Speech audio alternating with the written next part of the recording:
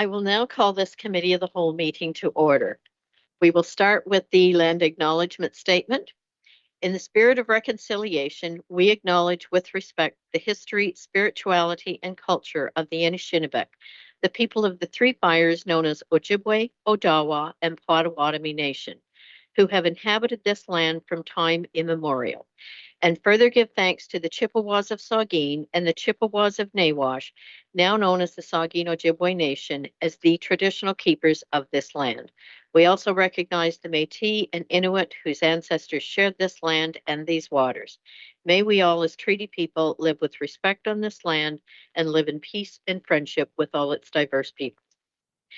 Moving on to approval of the agenda. The recommendation is that the agenda be approved as presented. Is there anything that anyone wants to add to the agenda before we move ahead? Seeing none, could I have a mover and a seconder? Councillor Thompson, Councillor Winters. Is there any discussion? We'll call the vote. All in favor? That is carried. Are there any declarations of pecuniary interest? Seeing none, you may declare at any time if one should arise throughout the meeting. Announcements. Does any member wish to make an announcement?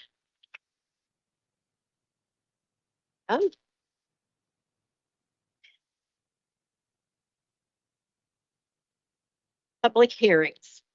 The recommendation is that the regular meeting of Committee of the Whole be recessed to host a public hearing for zoning bylaw amendment application Z0124 for Lillian Diter and estate of Wayne Diter.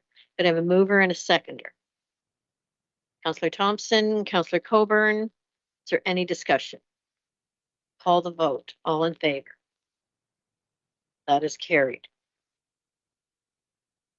This meeting has been called to consider zoning bylaw amendment application Z0124 for property legally described Plan 857, Lot 43, 44, Part Lot 35, Registered Plan 16R6795, Part 4. Madam Clerk, please advise the method by which notice of this public meeting was given. Thank you, Madam Chair.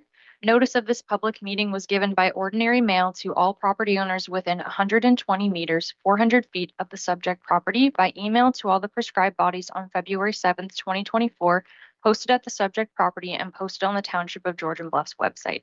If a person or public body does not make oral submissions at a public meeting or make written submissions to the Township of Georgian Bluffs before the proposed zoning bylaw is adopted or passed, the person or public body is not entitled to appeal the decision of the Township of Georgian Bluffs to the local planning appeal tribunal. The person or public body may not be added as a party to the hearing of an appeal before the local planning appeal tribunal unless, in the opinion of the tribunal, there are reasonable grounds to add the person or public body as a party. Thank you, Madam Clerk. Planner, please proceed with your review of the application.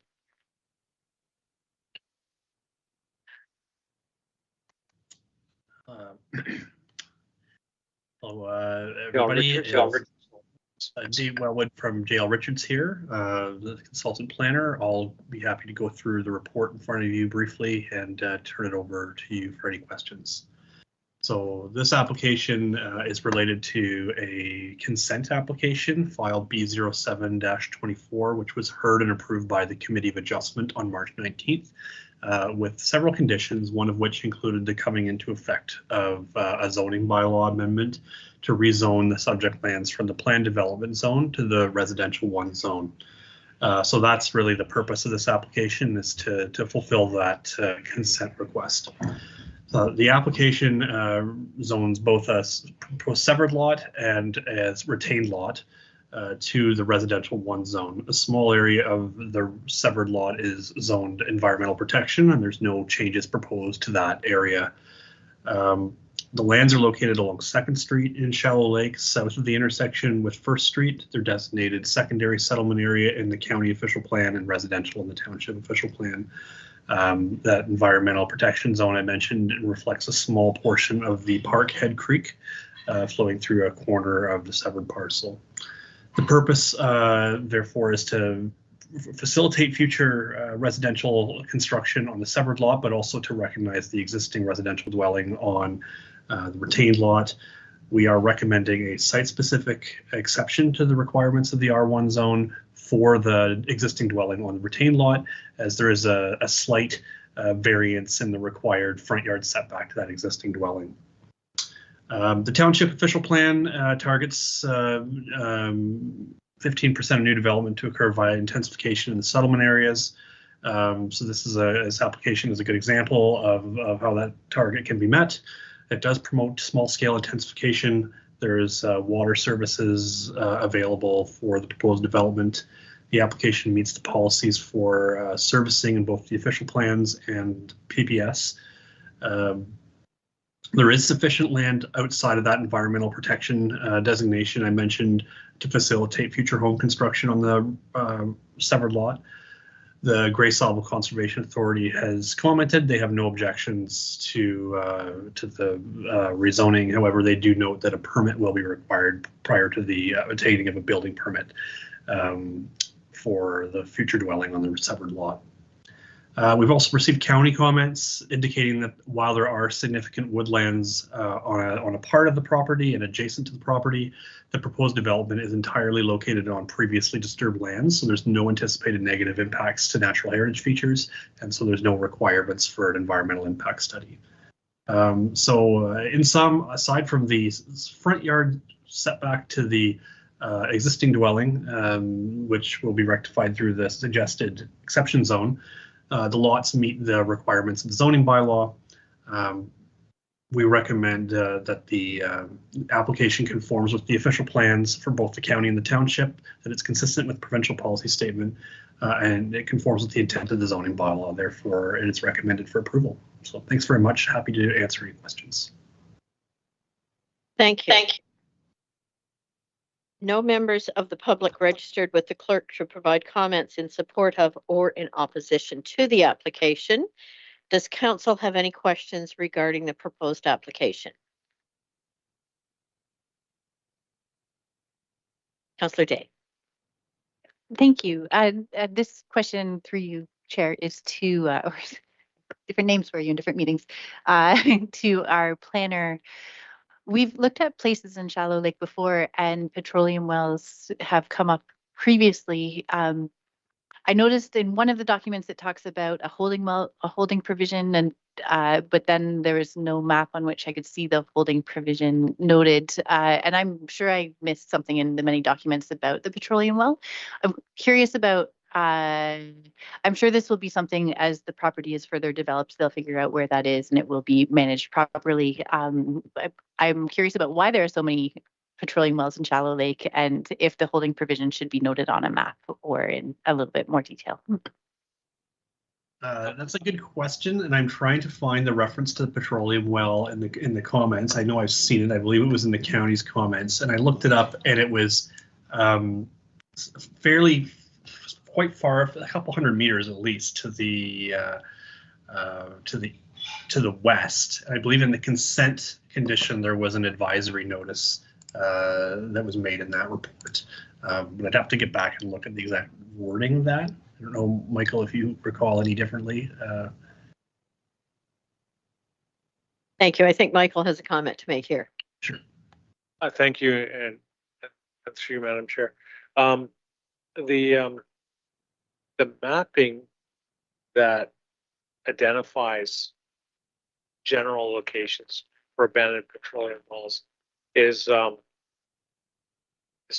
only somewhat guarded, but it's also not very accurate. And there's essentially a 500-meter leeway. They say a petroleum well may be somewhere in here, somewhere within this 500-meter radius of that area. So it really behooves the applicant and the township in a way when the proposal is physically developed, then see if that petroleum well is actually on site or near site. That creates some additional requirements or essentially the capping of that. But in this situation, it's without ground truthing absolutely everything on the property. It's hard to say exactly where it would be. And without that exact location, it's very difficult to put a holding in place. Thank you. And I think what I'm looking at here, it says the subject property is approximately 283 meters from the map location of the well. So we could maybe assume that it's nowhere near. Councillor Day, go ahead. Thank you. I was feeling like the answers were going to be along those lines.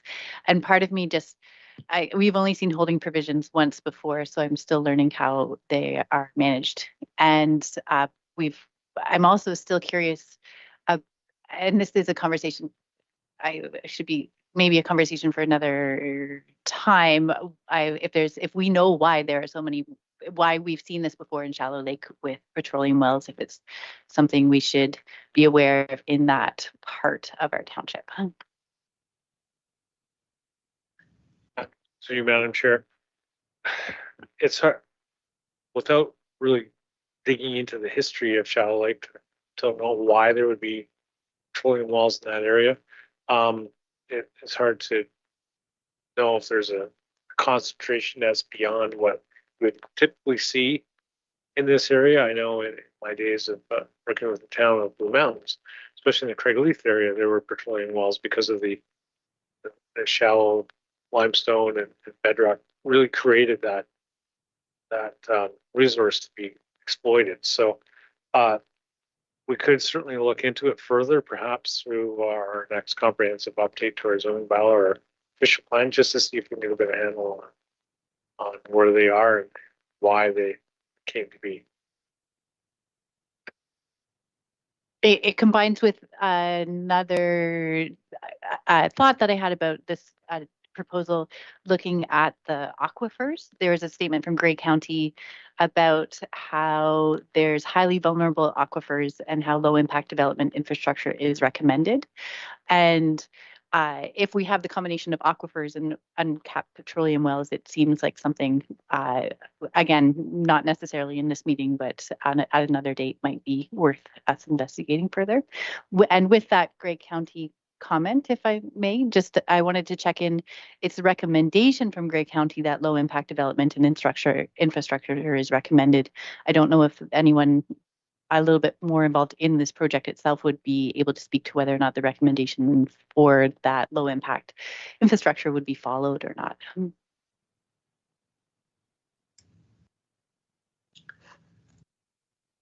To you, Chair. Although the recommendation is certainly valid, and something that we often try to follow when we're doing any sort of development, low impact development, something that I know that we look to when we're detailed analysis on development proposals is a little more difficult when you get to residential use, but it's not possible. It's something that we could, let me back up a little bit. It would be difficult to put that sort of a condition vision in a zoning amendment without having more information on what kind of residential development is going in place.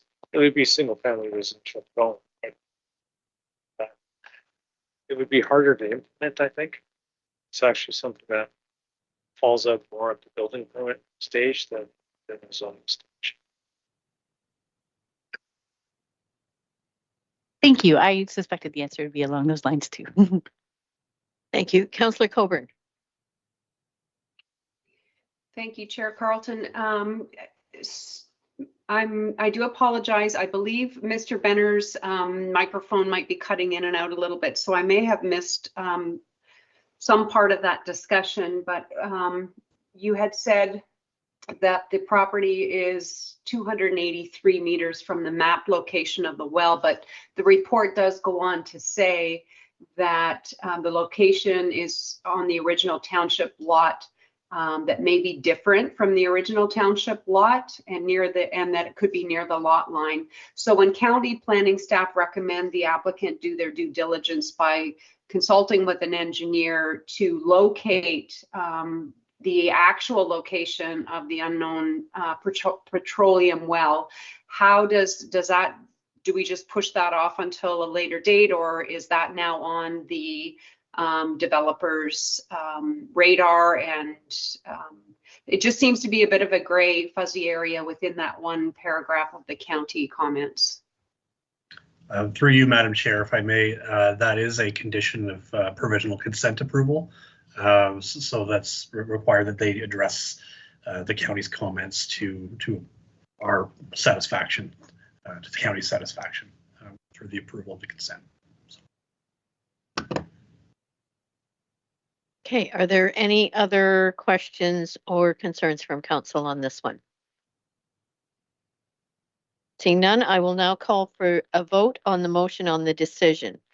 It has been demonstrated that application Z0124 for Lillian Dieter to rezone the subject property from the planned development zone and environmental protection zone to the residential 1 zone and environmental protection zone is consistent with the provincial policy statement, conforms with the County of Grey official plan and the Township of Georgian Bluffs official plan, and maintains the general intent and purposes of the Township of Georgian Bluffs comprehensive zoning bylaw 2020-020. It is therefore recommended that application Z0124 be approved and the amending bylaw be forwarded to council for adoption. Could I have a mover and a seconder, please? Councillor Winters, Deputy Mayor Pringle. Is there any discussion? I will call the vote. All in favor? That is carried. I will now call for an adjournment of this hearing. Can I have a mover and a seconder, please? Councillor Thompson, Councillor Day. This public hearing is now adjourned.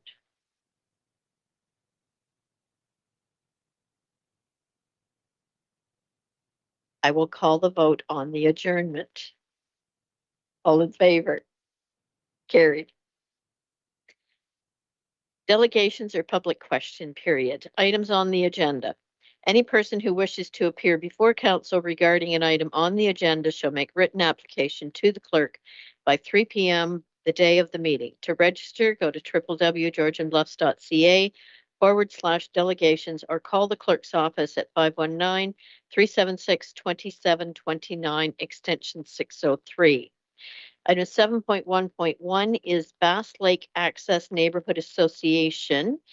And I have here names of Jen, Ken, and Mike. You have 5 minutes to provide your comments.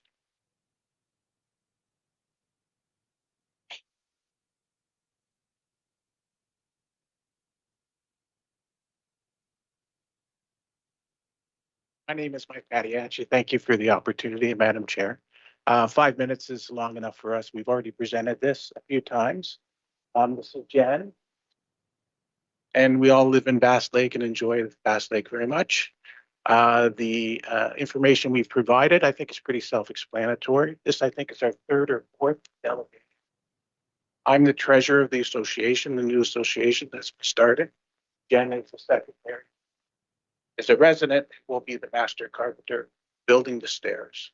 So we're open to questions. I think that's probably the best way to do it. And to hopefully you've looked through the material. If there's any questions, Jen.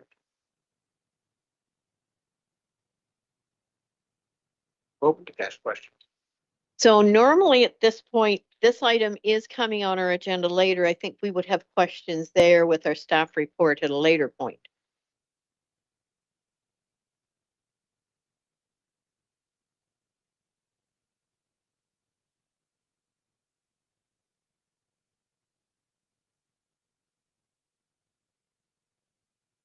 Do we want to allow questions now or wait until we have the full staff report with all the information? Could defer this delegation to be heard with the staff report and to allow the delegation to answer any questions before the vote is taken on the recommendation in the staff report. So you just need a motion of council. Committee. What is council's thought on this, that we wait and ask the questions when we have the staff report, or do you want to ask questions now? Councillor Thompson. I'd like to hear the report too to ask the questions. I'm wondering, is there a way for us to move report up there without making it really difficult? Could we do that? And then we can just do everything at once. Okay, so we would need a motion to move that report, I would so move. which is item 9.1.1. So do I have a seconder? Councillor Coburn, and all in favor? That is carried. Okay, so we are dealing with the staff report. Okay. Thank you.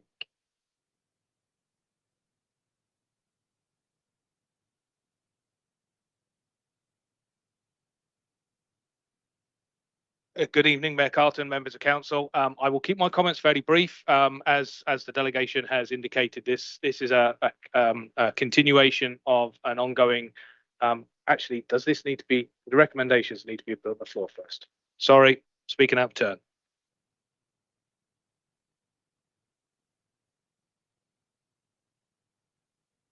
My fault. So the recommendation is that council provide support for the Bass Lake Access Association to seek necessary approvals from the Niagara Escarpment Commission and the Grace Auble Conservation Authority and any other required agency for the installation of steps and a dock on township property on Bass Lake between 139 Lakeview Drive and 139 South Bass Lake Road. And that the Bass Lake Access Association be requested to provide written support for the steps and dock by the immediate neighbors to the township's property being 139 and 138 Lakeview Drive and 129, 136, and 139 South Bass Lake Road, and that council direct staff to develop an agreement with an initial term of 5 years and a subsequent right to further extend for 5 years with the Bass Lake Access Association for the installation and management of said steps and dock, and that subject to the regulatory approvals and permits, including a building permit from the township, that the association be permitted to erect and then manage steps and a dock on Bass Lake. Could I have a mover and a seconder, please? Councillor Dave, Deputy Mayor Pringle. Okay, I will turn it over to staff now. Thank you. Good evening, Mayor Carlton and members of council. As the delegates have said, I will keep my comments fairly brief. The delegates have said this has an evolving issue and topic over several years, but most acutely through the back end of last summer and into the fall. So, as we all know, the township owns and retains two narrow parcels of land, which provide access from Lakeview Drive to Bass Lake, to the Shoreline Road allowance around the outside of Bass Lake. And as per directions received by council last year, we retain ownership of those two parcels of land, and we left the door open for a neighbourhood association or a neighbourhood group or a residents association to approach council with seeking approval to enter into an agreement with us to build and maintain an access into or onto the Shoreline Road allowance and into Bass Lake, primarily for the use of non-lake fronting residents of the Bass Lake community. Over the last few months, the community has been organising themselves into an access association, as we see this evening, and have brought forward a proposal to erect a set of steps leading to a dock, which would be into Bass Lake, which would be privately owned and operated infrastructure on the township's property, as I said, in between Lakeview Drive and Bass Lake. Before the steps can be installed, there are a number of approvals that need to be gone through. Specifically, the NEC, the Niagara Escarpment Commission, needs to be approached for a development permit. This constitutes development under the Niagara Escarpment Plan, so they need to be consulted in terms of that development. The Conservation Authority also has regulatory role in this area, and so the Conservation Authority would have to provide support for that. And in order for the Access Association to be able to move forward in seeking those permissions, they essentially need to be granted permission to act as our agent on our behalf, because we are the landowner, and so we would be asking them to be the applicant on our behalf, seeking those permissions.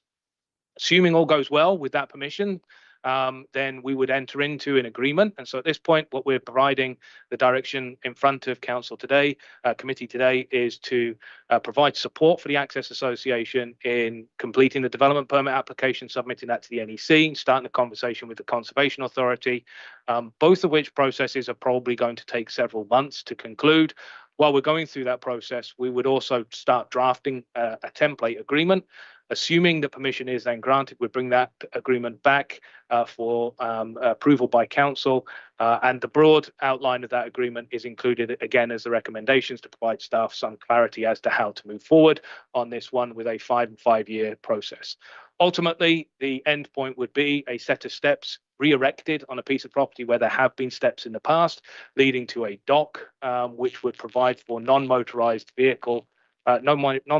access to the lake by primarily non-lake view residents, but would also provide access to the lake by other Bass Lake residents. The association has formed and has a fairly extensive membership. And I have been circulated a list of the number of members on the Access Association. They do represent a large number of property owners in that area. Any permission, as indicated in the report, would require the specific written approval of the immediate adjacent property owners to the township's property.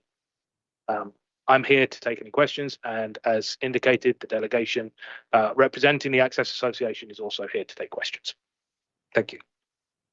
Thank you. And I will turn to council. Are there any questions that anyone has? Councillor Day? Thank you. First I wanted to say congratulations. It feels like there's been a lot of progress made on this topic, and the neighborhood has come together to work on something that will be of value for many people. I take the absence of dissenting voices here tonight as a good sign, and I just wanted to double check that if there is any controversy brewing that we might hear about later. I just wanted to see if there were be prepared for that should it arise later. But again, like I said, there's nobody here tonight who's speaking against this, so that's a great sign. The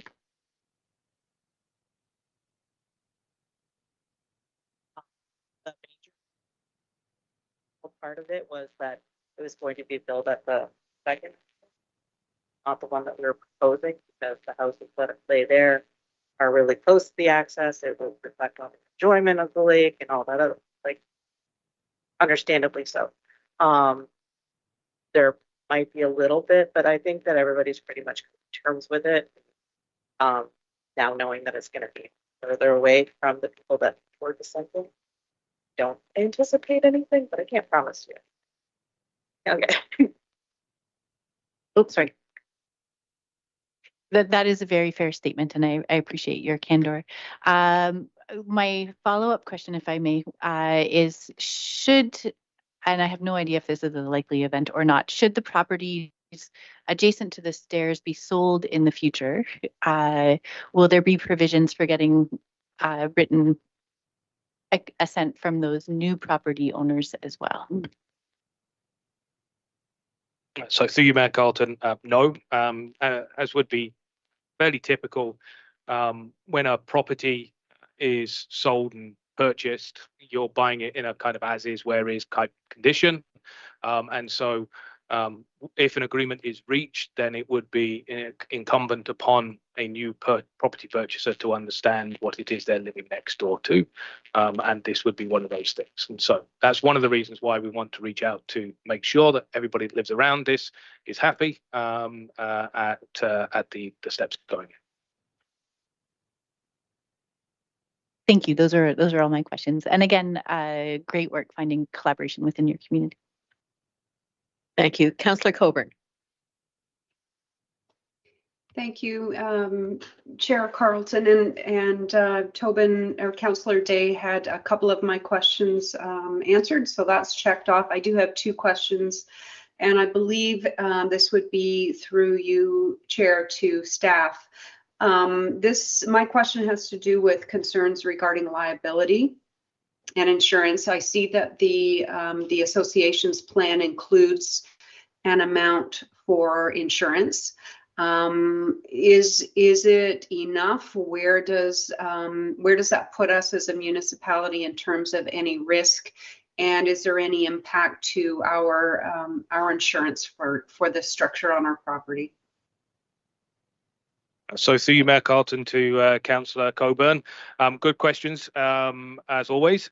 No additional liability would be assumed by the township in terms of doing this. Again, we are the property owner of this property, and indeed fairly significant part of the shoreline of Bass Lake. And so we already have some liabilities as property owners to that. Through the agreement that we would be drafting with the Access Association, we'd be wanting to make sure that the Access Association was suitably insured, to make sure that none of their members were exposed to undue liability associated to the provision and management of these steps. And so there would be a clause in respect to insurance in the agreement, which would seek to protect us and more importantly, ensure that the Access Committee members were protected as well. So we would be looking to do that. That would be a conversation that would make sure that we have with our insurers as we go forward. But this would be something which is insured beyond us. Our liability is still protected through our insurance, though. Deputy Mayor Pringle. Oh, Sorry, Councillor Coburn, did you have a follow-up? sorry, I did, but I'm also happy to wait. Gosh, now I have forgotten. It seems to be that kind of a day. One other question I did have was about the 5-year agreement. At the end of 5 years, if the association no longer exists or the appetite for the stairs has diminished, who is then responsible for the upkeep or the dismantling, and will that be built into the agreement? Yeah, I think that was probably my last question. So through you, Mayor Carlton, Councillor Coburn, we can write into the agreement that if the Access Association ever comes to an end, that the association has to have the financial capacity to be able to remove the steps. Ultimately, if that doesn't happen, the township can step in and either barricade or remove the steps or make them inaccessible in some way, shape or form. Deputy Mayor Pringle.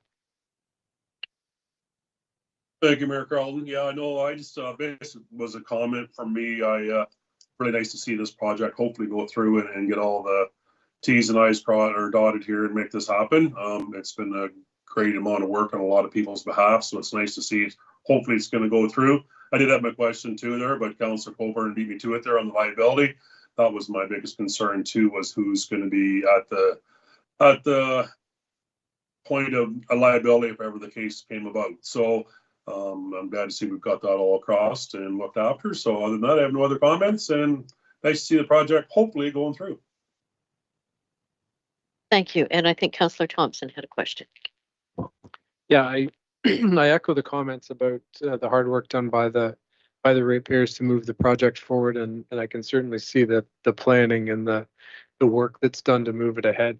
I think so. Then I thought I understood the insurance until you started talking, Mr. CAO, and then I got more worried because you were talking about how our insurance would protect us from liability. But I think what I was looking for here was that we wouldn't be insuring this. So through you, Mayor Carlton, I should take that as a hint. Maybe I need to stop talking so much sometimes, and that wouldn't be the first time I've had that hint dropped on me. So the reality is that joint and several liability, as we all know, means that if there's a municipality that can possibly be bought into something, a lawyer will bring us into it, because joint and several liability, we have deep pockets and everything else like that. And so the reality is, as landowners, we will be brought into any lawsuit in regards to this property. Our first attempt, our first defense is going to be not our steps, not our problem. We have an agreement. We have an association that has managed these or managing these and has insurance. So go talk to them first, and then come talk to us if that's not enough. And so that's where we would be on this one.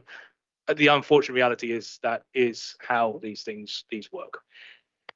So that makes me feel better. That was what I hoped that you would say. So I don't want to sound like cynical, because I'm not cynical about it, but I'm a bit cautious because I was involved at the end of the last stairs, and the last stairs in the state they were more slip and slide than they were stairs. And I'm sure that I see the plans are well thought out, well constructed. My fear is that this is the most committed everybody will be is right now. And then as the years go by, it may get less and less sort of present for everyone. So I wonder, without taking away from anything, because I think you've done a really great job of drawing the plans up and being really comprehensive. And a lot of the work that you've talked about here are factors that mitigate my concern that did not exist there before. So the poured cement, the rebar, the attention to the engineering was not there before. But I wonder if we're looking for a minimum insurance number. Like, do we have a, you know, the stair, I don't want to name the committee wrong, but the committee name is insured to X amount of dollars, something like that.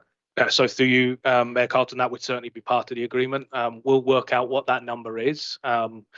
Typically, in an agreement like this, we would be aiming for either a 2 million general liability or a 5 million general liability. I'll work with the group to see what can be achieved. Both of those two numbers are reasonably good for something along these sorts of lines.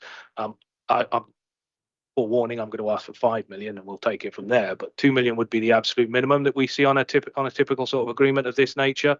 In terms of addressing the concern about future degradation, we can also build into the agreement that the 5-year term is subject to an inspection and to confirm that the steps maintain in good condition. And as the landowner, we maintain the obligation to satisfy ourselves that anything on our property is safe. And so we can also maintain those inspections with an access group for us to be able to talk to. We have a good, reliable, hopefully, contact that we're able to go to as ownership changes and so on and so forth in the Bass Lake area to be able to talk to about those issues like that. One last one. I hear you. You may have tipped your negotiation and a little bit there, but I don't know if I agree that 2 million is maybe as high as you do. I mean, it's a pretty standard number now that people get for just walking around insurance. We're talking about scaling an escarpment here. So, I mean, if you were to go from the top to the bottom, you could probably use up a significant amount of money pretty quickly in an insurance claim. But I'll leave that to you. That's not my area of expertise. And again, congratulations to the committee. I know that you've done a lot of really hard work getting together and talking to people. Oh, my only other concern was about the neighboring committees. That was the only other piece that I remembered last time was a really stickling point was the access through neighbors' properties. I don't know who lives there anymore. I don't know what the people are, but I know the person talked to me dozens of times that used to live there, and it was a stickling point. So I'm assuming you've covered that ground off, and I see that in the notes. So thank you for that.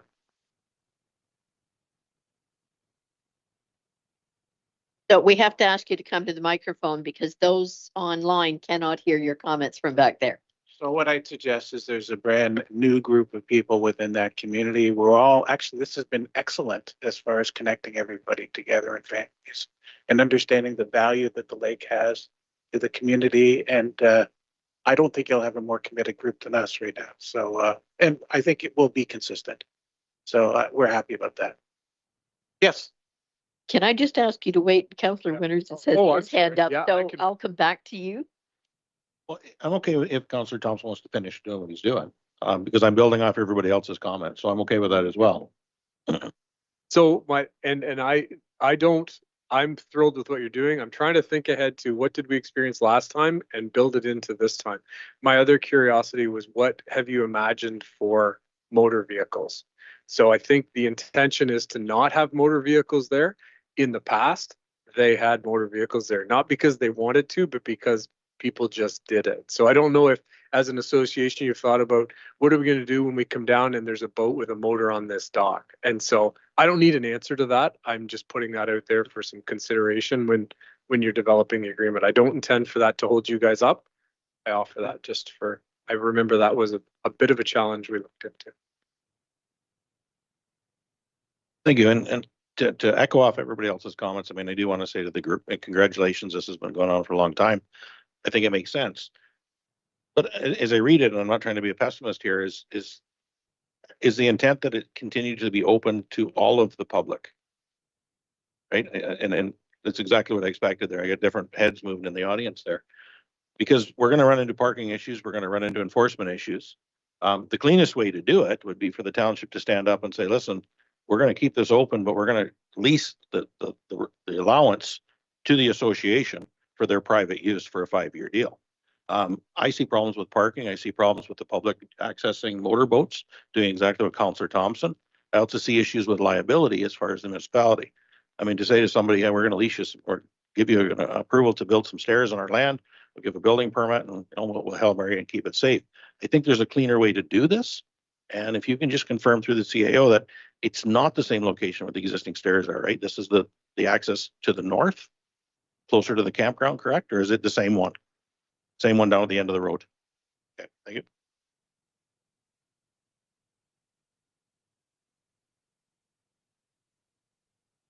Motorized boats, I'm not sure about whether they're coming in from the lake, but our road is one lane and no parking. So anybody that is parking on the road would get the bylaw called on them. South Bass is too, but I don't think there's parking on that either. So other than at the mailboxes. So, and everybody that surrounds that area is either pretty much there year round now or is there quite often. So the neighbor that is at 139, she's there quite a bit and she is actually on the committee, which I don't think they had a committee back then. So I think that's fair to mention that it was a very divisive thing amongst the community and they didn't have anybody that said, we're going to take care of this dog and we're going to keep it taken care of for years to come. So did I answer all your questions? Yeah, I don't think my concern is whether you take care of it or anything. I think the group is very capable of doing that. There's no hesitation in my mind that way. My hesitation is a private association policing township owned land. Right. And then that's where I'm trying to avoid that. I'm supportive of the steps, don't get me wrong, but I think we as a council need to look at how does this become clear? Is it a lease where it's not open to the public? I know it's a 1-lane road. I know there's no parking. I also deal with society on a regular basis. And what I see is confrontation entailing with this coming from the members. And it's not fair to the members of the association to police township property. So, I mean, I just think we've all kind of touched upon it, but I think that's the bigger issue here. Right? I mean, the last thing we want is a bylaw officer down there 7 days a week because somebody's there. And somebody's going to push the pressure and say, that's municipal property. That is public property. I have the right to be here.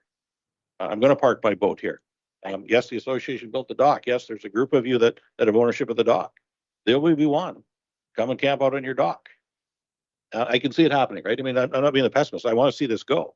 But I think we need to be clear as a council how we clarify that up and what our ultimate thought is of what this is. I think the proposal to council was a privately public access to, how did you word that? Yeah, so through you, Mayor Carlton, I actually think we're on the same page here. Yeah. So this is, in essence, we will not be just providing agreement for the steps. We'll be providing basically a lease agreement for a 5 and 5 year term for that property for the Access Association to build and maintain a set of steps. So the township is out from managing that property. Now, the township does have some responsibilities along the roadways to help enforce parking and so on and so forth.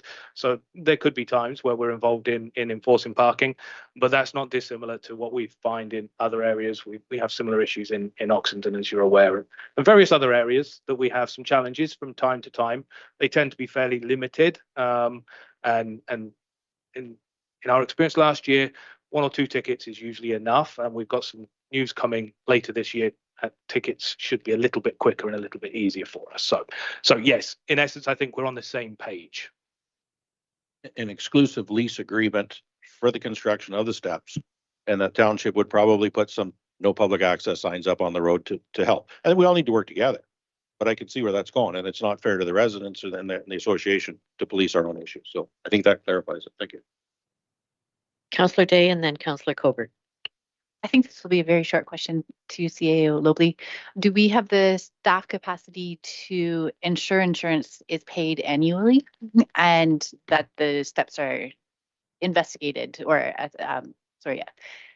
inspected annually? It will be on someone's schedule.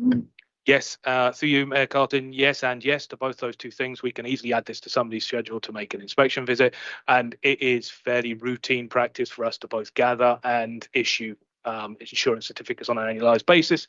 Indeed, our treasurer is in the midst of doing that with renewals imminently upon us. We issue dozens and we receive dozens on a fairly regular basis and follow up on those. Councillor Coburn. Thank you. I appreciate Councillor Winters bringing this issue forward because I feel like I still have questions. So please correct me if I'm wrong, but can I assume then that we are taking municipal property and we are arranging a leasing agreement with the association and prohibiting anyone other than who belongs to the association access to it? I guess I'm wondering about the legalities of that. Do we have other properties that we have done similar things with where we have taken municipal property and limited access to a certain number of people? And if so, have we had any legal challenges around that kind of arrangement? Through you, Mayor Carlton, this is fairly routine in my experience in municipalities, more than just this one. It is fairly routine to enter into agreements like this. We have a couple in the township which are similar to in some extents. In fact, we have some which are very similar to this. So this is not by any stretch of imagination unique to the township, nor is it unique to municipalities. Okay, seeing no other comments, I only have one question, and that has to do with Shore Road allowance of Brown Bass Lake. So is that part of our whole discussion that's being investigated as to exactly who owns it and how does that fall into this issue? Through you, Mayor Carlton, I'm sure I can go through the chair to Mayor Carlton. Thank you for the question. Yes, there is a shoreline allowance around Bass Lake. It is part of the shoreline allowance study. I should note that the inland lakes are not at the top of the list, so we'll get to them if and as the money allows us to. But there is an intact shoreline allowance around Bass Lake, and we know that allowance has been developed to some extent. So in some ways, this would actually probably be one of the cleanest sections of shoreline allowance that we have, in that we have a clearly articulated agreement, clearly articulated use, a clearly articulated and approved use by council of the shoreline allowance in this location. Excellent, thank you. And I thank all of you for your delegation this evening and the presentation that was sent to all of council ahead of time. Very well laid out, and thank you for that, and thank you for working well together as neighbors. I will now call the vote on the motion that is on the floor. All in favor? That is carried. Thank you. Now we are back to correspondence, item 8.1, which is the sponsorship request from the Level 4 provincial gymnast at Georgian Bay Phoenix Gymnastics and Acro. I'll maybe just do a lead in on this one. This letter was sent to me requesting support for a trip that this group is planning on going on as a competition. I noted in the letter that they won't be going on for a year, so it can fall into our donation policy when we go through that this fall. But I forwarded it so that all of council is aware of this being there, and so that perhaps we can give this group maybe an idea of whether we would be willing to support it based on budget approval as we move forward. So I'll turn it over to council for any comments.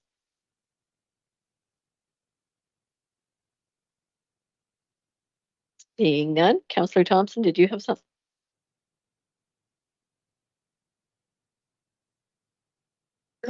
It's a great letter, and it's really exciting to have active youth and active committee members.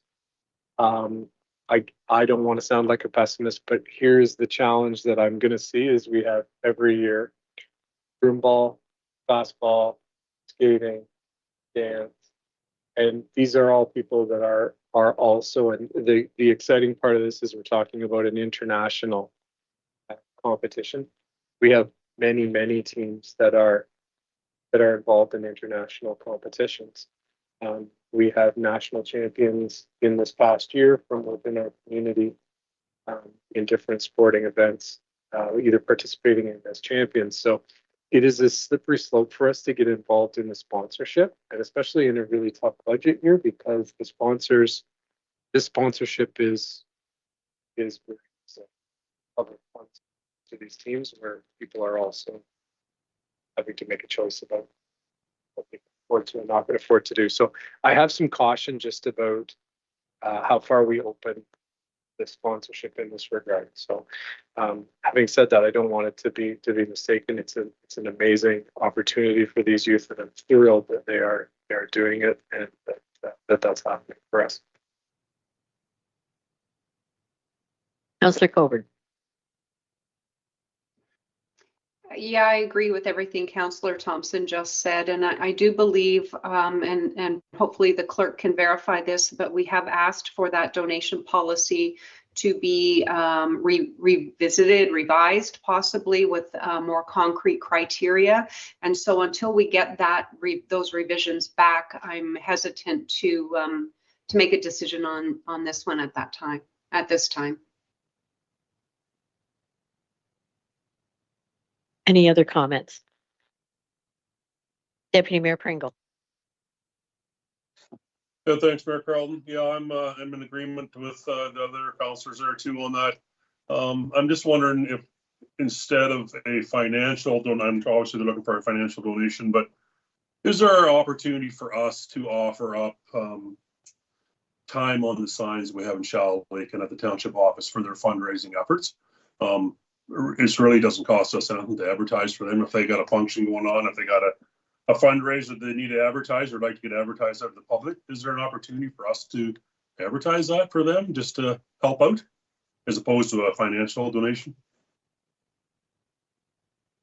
An excellent idea. I'm looking to staff to see if that's something we could possibly do.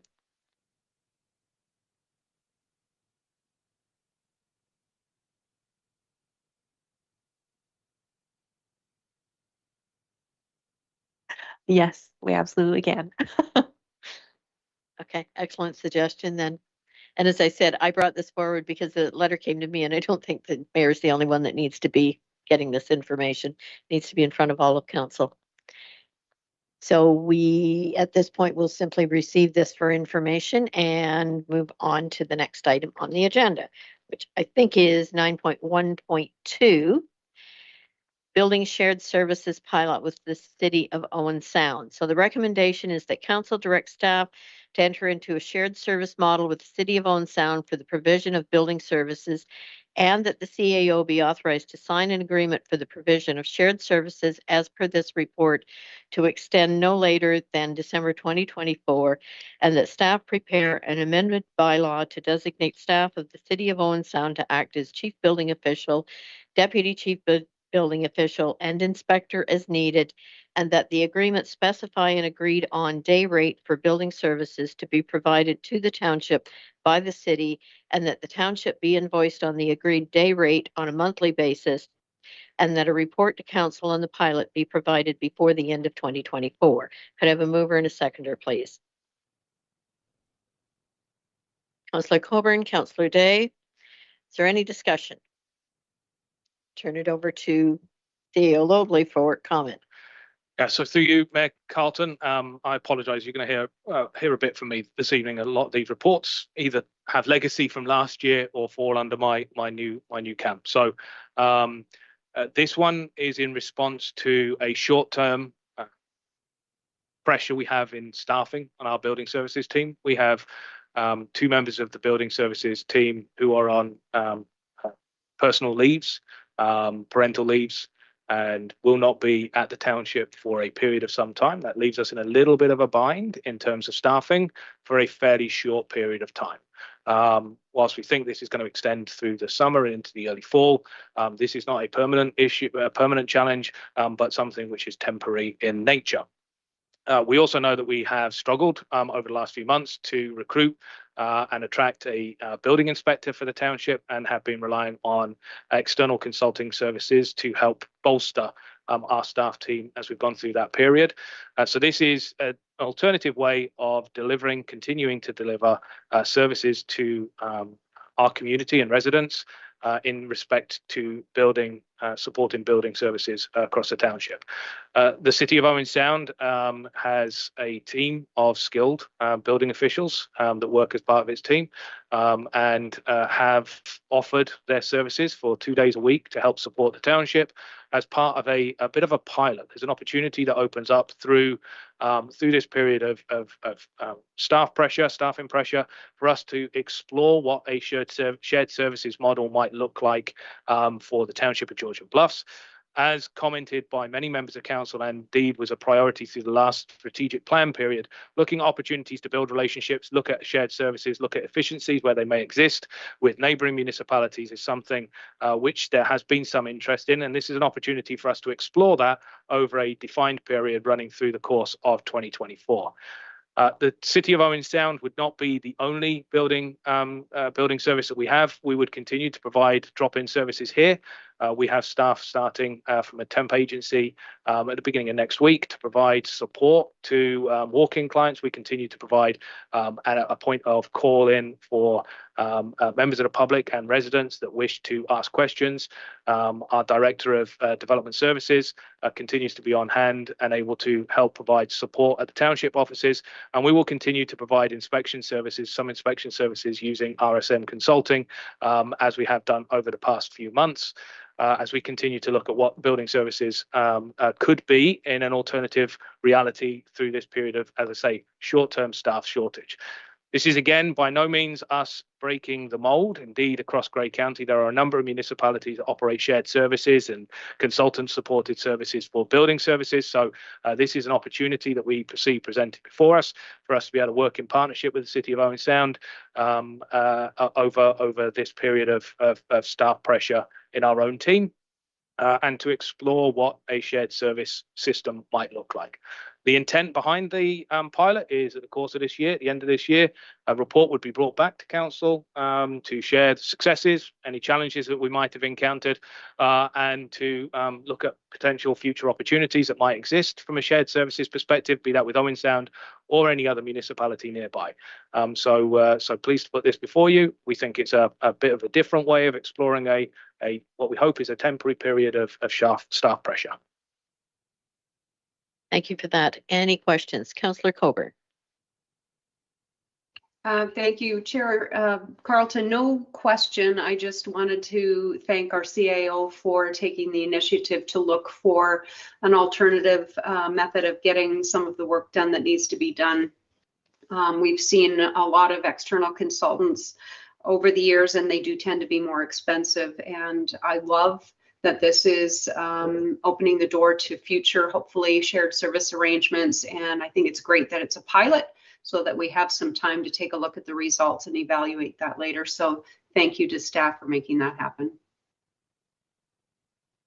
Thank you. Councillor Winters. I would like to echo those comments as well. I think it's great to look for efficiencies. The shared services make sense. Just a couple of points. I'm still, as I read it and continue to read it, I still think as a municipality, we still need to look at succession planning and a plan B. And I would hope that we have an ad out, a job posting for a building inspector, maybe not a CBO, but succession planning, trying to find out who's there. The economy is changing. People are changing their needs, looking for work.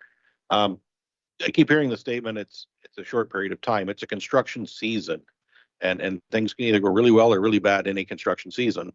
If this works well, it works well. If it works bad, it's going to go bad in a hurry, and it's going to be awful season for everybody, right? So I have little reservations.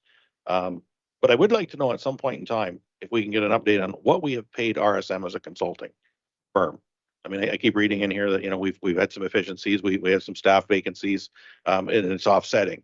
I just would like to know what those numbers are, because I think it may shock me on what we're paying RSM as a consulting firm.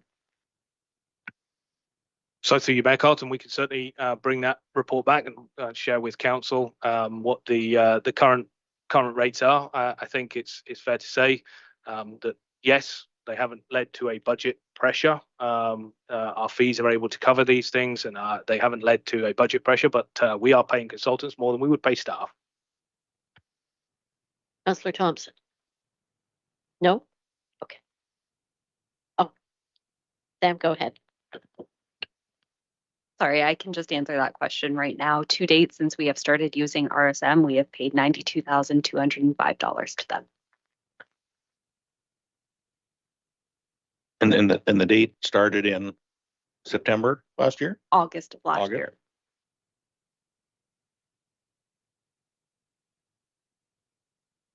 Any other questions or comments then?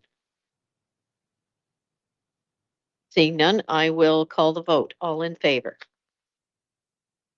That is carried. Thank you. On to sole source award for food cycler. The recommendation is that report COR 2024-007 be received for information and that bylaw 2019-047 purchasing policy be waived to allow for the single source purchase of food cyclers and associated supplies. Could I have a mover and a seconder, please? Councillor Thompson, Deputy Mayor Pringle. Is there any report on this one? Thank you. So through you, Mayor Carlton, very, very briefly on this one. This is more administrative than anything else. We have to purchase the food cyclers, and that means our purchasing bylaw kicks in. So I actually need council endorsement, although the net cost to us will be no more than the 20,000 or thereabouts of the budget that has been approved. Because the initial purchase will tip over the threshold, we do need council approval to proceed. So this is largely administrative in nature, following on from the budget directions and budget conversations. Thank you. Any discussion or questions from council? Seeing none, I will call the vote. All in favor?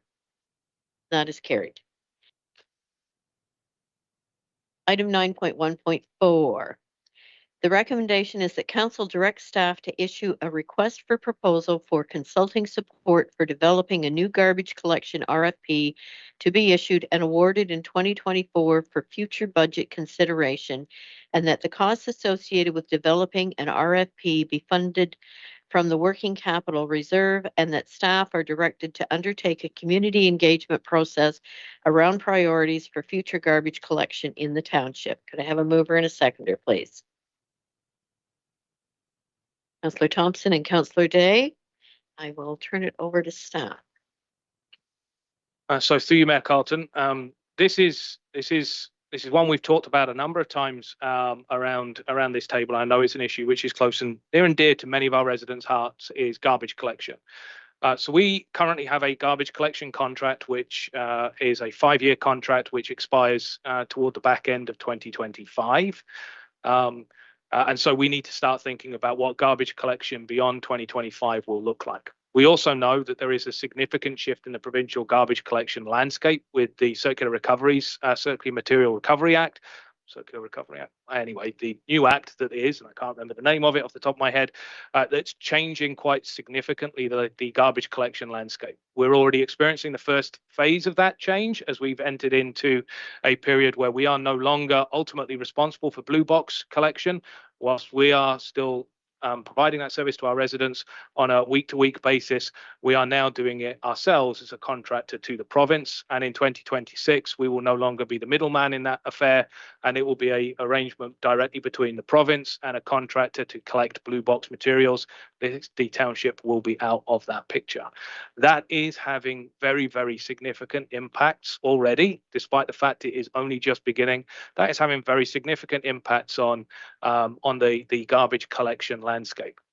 Our garbage is currently collected by a contractor who provides vehicles, staffing, resourcing, crew and equipment to routing and everything else. They do it basically to give us a complete service for garbage collection and remove the garbage from the township and take it for processing elsewhere.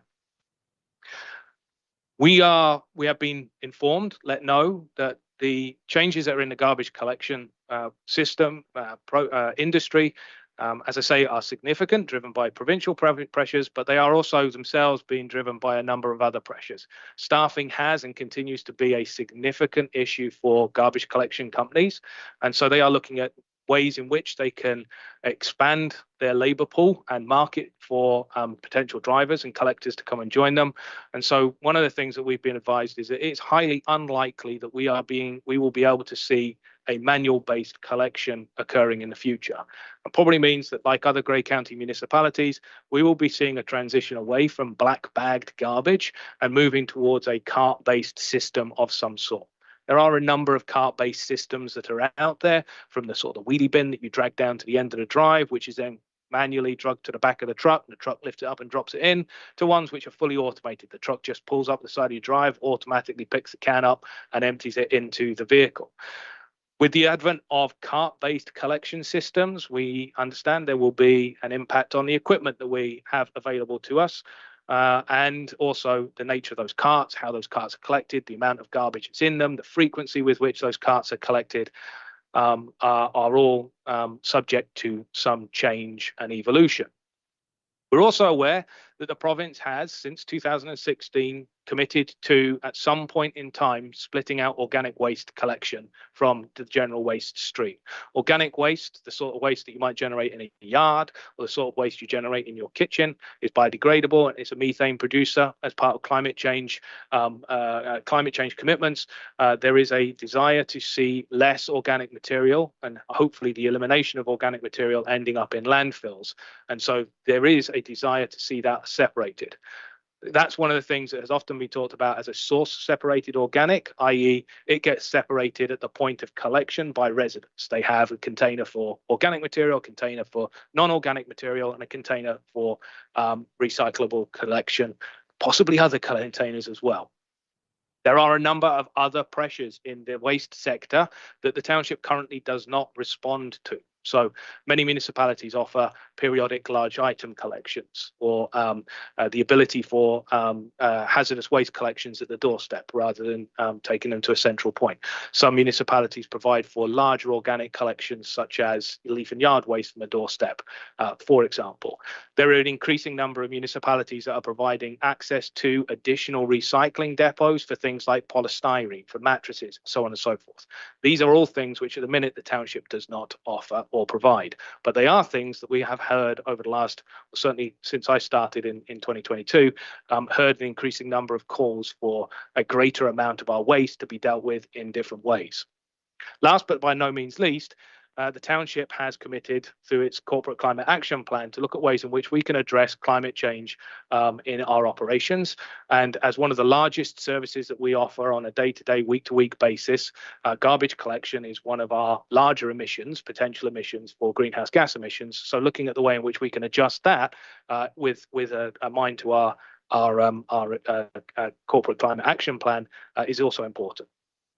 So there are a lot of moving parts in this piece, and we don't have anyone on staff who is an expert at garbage. We have nobody who knows the legislation inside out and backwards, knows the industry inside out and backwards, knows what sort of vehicles are out there for us to be able to use, which contractors are going to be able to do it, who's got the blue box, which contractors are going to be operating, where landfills are that trucks can go to, and it can understand all the various different moving parts associated to this. What we do know is that in 2026, we are going to have a different looking garbage collection to the garbage collection that the township has had in the past. Even if we go for a very basic, stripped down garbage collection system, similar to what we have right now, it will look different. It is very likely to have carts as an absolute minimum. So we are going to see a significant transition as we move into 2026 in the way in which garbage is collected, not least of which is the fact that we are moving away from blue box collections.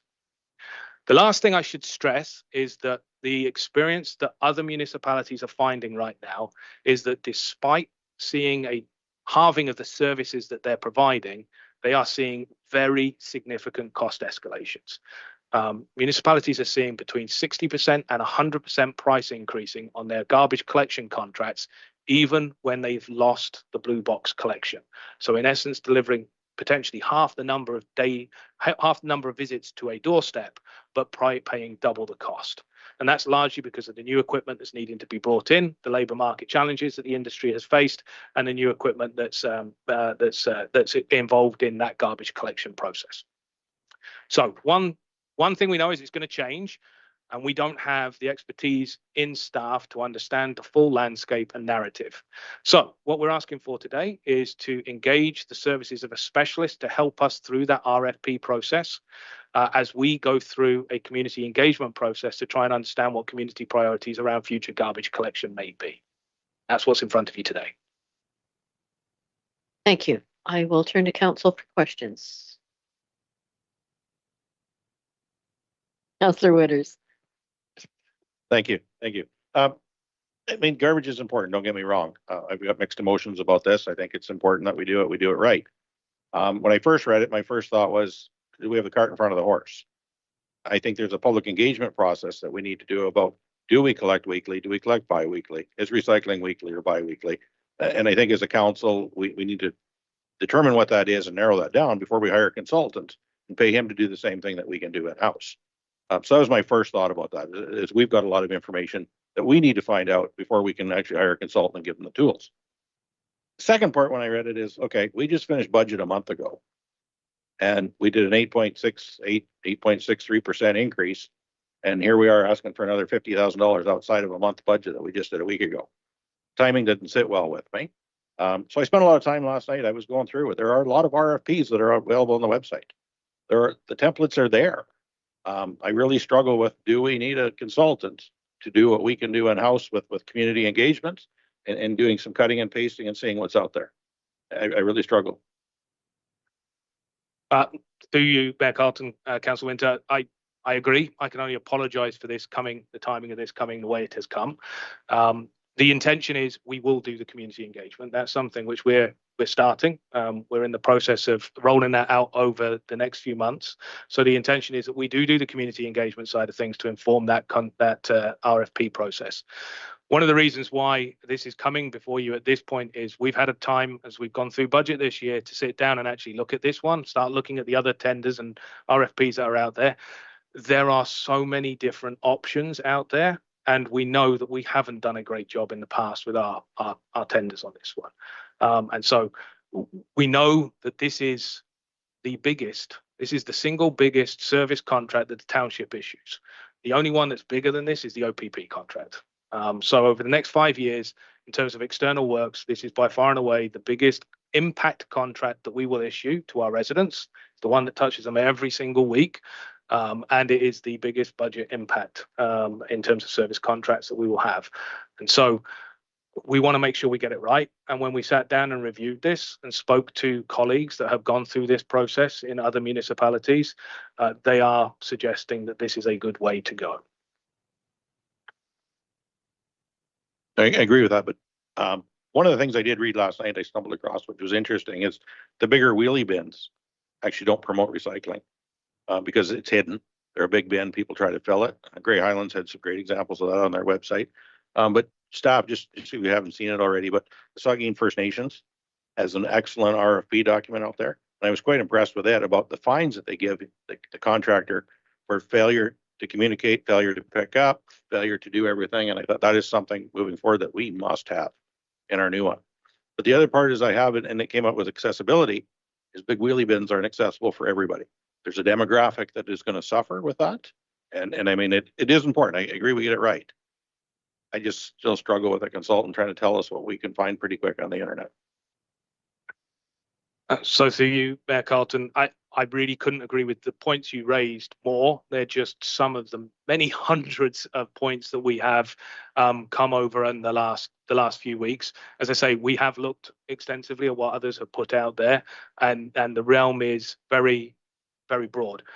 What the consultant is going to help us do is issue an RFP at the end of the day, which allows for council to award an RFP at the end of the day, but that has options so that you are able to build the waste collection service that we have in the future around the needs of residents. And so I don't want to bring in front of council, obviously at some point there will be a recommendation that will be brought forward in council. I want to provide you with something you can absolutely, definitely support, but I also want to have the flexibility that's built into that to say, we actually want to add in a large item collection 3 times a year. We want to make sure that we've got an ability for people to put something other than a cart out if they're unable to take a cart out. So those are the sorts of options that we really want to build in. When you start building those options into an RFP, the potential for getting it wrong exponentially increases. So that's where having a contractor help us through that process, we feel would be reasonable. Councillor Thompson and then Councillor Coburn. Councillor Coburn, go ahead. I was hoping to hear Councillor Thompson first. I had some similar thoughts as Member Winters, though my thoughts were not nearly as well thought out or likely will be articulated as he did. But I also thought it was odd that we'd be hiring a consultant for this purpose. I made the very same remark earlier about getting our budget down that $60,000, and I feel like every meeting we have, we're exceeding that $60,000, which makes me wonder how arbitrary that exercise part of the budget analysis really was. So we've talked about sharing services with neighboring municipalities. Are there any other municipalities similar to ours that we might be able to share the cost of a consultant with if we feel that's necessary? I don't imagine our residents' needs are that much different than a similar municipality in Grey Bruce. So I guess I'm looking for ways to reduce those costs as well. I wonder if you could just respond to those questions. So through you, Mayor Carlton, there is ongoing work right now that's been recently started at the county level in terms of looking at the potential for shared services, the potential for exploring exactly the things you have just talked about, Councillor Coburn. That group has met once, meets again, I think, next week, and will continue to meet as needed in terms of trying to address the changes. The first meeting that we had, despite the fact that you indicate that our needs may not be that dissimilar from others, the first meeting we had was actually a good example of just how dissimilar our needs are from others. So there is virtually no consistency in Grey County with the frequency of collection, the nature of collection, whether it goes to your own landfill, whether it goes off-site, whether there's an organics collection or not. So the pieces that build each one of these contracts are the same, but there is no consistency at this point in time around Grey County in terms of the timing of renewals or the work that's required in terms of building those programs. So I certainly am not closing the door to us working in greater partnership, and I think it's a good catch just to make sure that if this is supported, we should definitely make sure that if there are any other Grey County municipalities that are shortly going through this process, I don't know of any off the top of my head, but I can double check, that are going through this process and whether there's an opportunity to share the costs of a consultant to help with those RFP processes. I do know that there are RFPs currently out there shortly to be awarded, and that our timing is somewhat critical.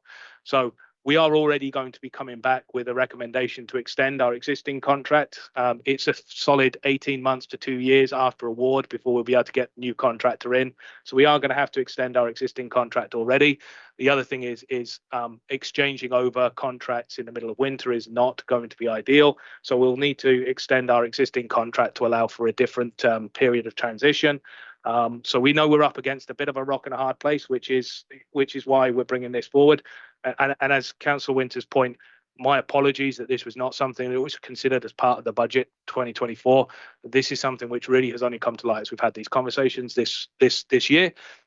If council doesn't support this, we will do our best to put a tender out and an RFP process out that will meet the needs of community. So this is very much there for discussion.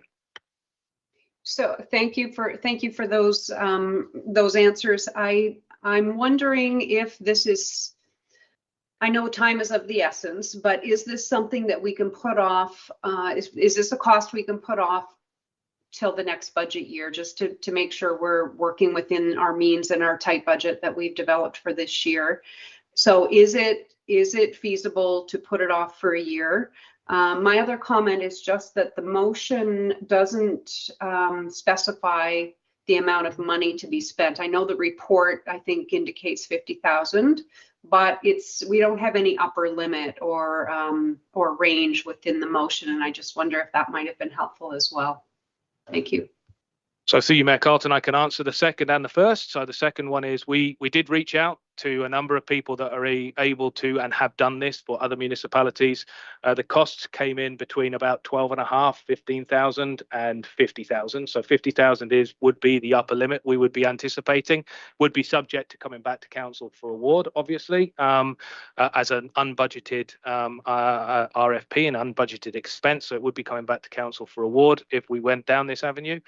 In terms of the first question, remind me of your first point there, Councillor Coburn. If we Yes, pushing see- it off, pushing it Yes. off. Thank you, Brittany. So pushing it off. Yep, this could be pushed off till next year.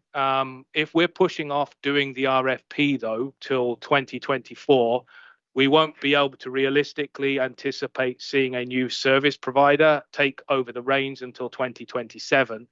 And we do know that we're in for, with our existing provider, if they are not successful in the blue box collection, we will have some fairly significant penalties that are due in that batter under that extension contract. So our existing contract provides for extensions. But in the event that blue box collection is not awarded to our existing contractor, we do have some potential penalties that we might have to pay. Councillor Thompson. This is a really tricky one. I won't be able to say it as eloquently as either of my colleagues who went before me, but I share the same concerns. I think here's where I sit. I'm sensitive to the challenge. I'm definitely going to need more information because as you were talking, Mr. CIO, I got more confused because I think what I read here is we have to do this because there's major provincial change afoot and the nature of the collection is changing for everyone, which would make me think there's lots of other municipalities who are going to find themselves in the same boat. So hundreds of municipalities. And, you know, in our small region, then there's 15. And I think I heard you say, we're not sure what everybody will need. Everybody has different needs. Everyone has a different approach. And I'm going to need more information about why that would be. So why are we so different than our neighbors that it would require a consultant to go out to our 15 in Graham Bruce and do $750,000 of work when I don't know that makes sense to me. I think there would be the opportunity here. So I'm coming from a history where we had very few staff and we used no consultants to a place where, you know, I observe us today to have a high budget. We have new positions, which I support, and it feels like we do have a lot of consultants. So I don't want my comments to be confused as saying, you know, I want to bury our staff, but I think I'm going to need some more data to understand why our existing staff can't do some of this work, because I think we've done RFPs for waste for decades and decades, and I can appreciate we would need a new RFP, but it's going to be hard to swallow why we would all spend in our small region here with lots of like geographies and many similar challenges, why we'd all spend $50,000 to end up with a proposal that goes out to someone. So I'm going to need either more data or more time to think about it or a different explanation. So through you, Mayor Carlton, I can take a stab at that. So what I can say is that in the 9 municipalities, in at least 4, they have waste departments. Some of them are department of 1, but in at least 4 Grey County municipalities, there are departments that are dedicated. Their full-time job is understanding waste.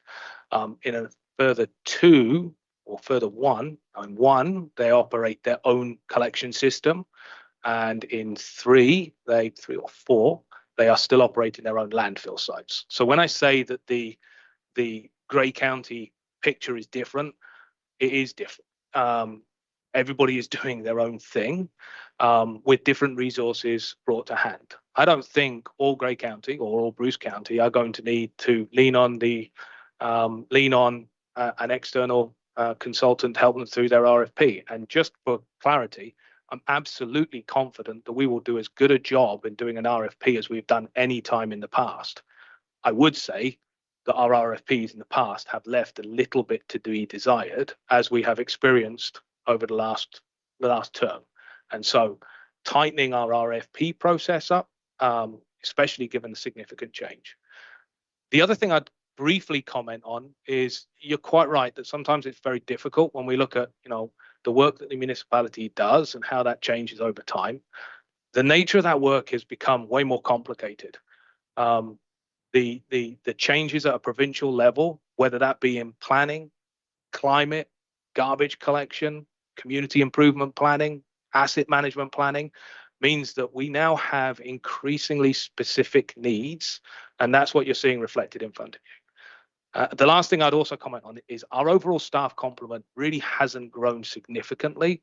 This year we have added 2 new positions, but the overall staff complement has not grown significantly at the township since really amalgamation. So we haven't added a huge number of additional staff. We are seeing significant specialization in some areas of our work. We 100% can manage garbage collection on a day-to-day basis. What we're suggesting is we think we can get a better result at the RFP level if we make sure that the contract is right going out the door, and we haven't done that in the past. Deputy Mayor Pringle. Thanks, Mayor Carlton. Yeah, I'm certainly in agreement with the rest of my council colleagues there on it's a little itchy about spending some money here, and we really don't know what we're after. There's so many questions out there that we don't know the answers to yet, and I guess my suggestion, or I'm going to offer to suggest this, I guess, is if we can defer this till maybe late in the fall and revisit it. Maybe we have some more answers. Maybe we get some more ideas of what's going on with other municipalities, what the government's got planned for us, how it'll all play out. I know it puts us off another 6 months down the road, but there's just too many questions there right now, and that's just something I want to put out there on the floor if there's any traction on that, deferring it till late fall. If I can, through you, Mayor Carlton, I would, and it's not going to be often I'm going to say this, I'd actually prefer that the motion be rejected, the recommendation be turned down, and that staff go forward and do this themselves. And the reason I say that is because I need to award this tender this year. I need to award this RFP this year. And the reason I say that we need to award this RFP this year is if this is 100% increase on our price, we will need multiple years to phase that impact in against the tax base. Otherwise, it will be a very, very significant 1-year impact for us to be able to absorb it. So realistically, both for an equipment perspective and everything else, we need to award this RFP this year. Otherwise, it's going to become very expensive down the line. So if there is nervousness around using using a consultant to support us through this work, I'd actually prefer that the recommendation be rejected and turned down, and staff just be directed to do their best job at trying to make an RFP work for us. And we would still keep, that's why the full timeline is going to have to hit the streets for a period of time. I'd like to bring it back and have the number in hand before we enter into the budget conversation. So realistically, if there isn't an appetite to move forward, then the direction back to staff is let's roll up our sleeves and get on with it. Winters. Thank you. Just one question to Niall there, if I may. The province has taken over recycling at this stage. Currently, we offer a biweekly collection of recycling. What is that going to do in the future? Does that stay at biweekly? Does that go to weekly? So the province is, through you, Mayor Carlton, the province is committed through the Act that it will provide a similar or better level of service to the pre-existing service. So for our township residents, that means that they can expect to have a curbside collection of at least the same materials as they currently put in there. The reality is they're probably going to have a much broader range of materials they can place in their blue boxes post 2026, but they will continue to do that after January 2026. Again, crystal ball gazing, it's not going to be a blue box, it's going to be a cart. And so residents will probably be issued a cart under that collection system, and that will be what the province will be collecting from their doorsteps. One of the other reasons that this is a factor is there aren't that many waste companies out there. There are a few big ones and there are a few subcontractors to them. And Region 17, which is the blue box collection area for us, is about to be awarded for blue boxes. I don't know how competitive this landscape will be in the future, because I don't know if there's going to be too many companies that can afford a set of trucks to do blue boxes, and another company can afford a set of trucks to come in and do general waste collection or organic waste collection and so on and so forth.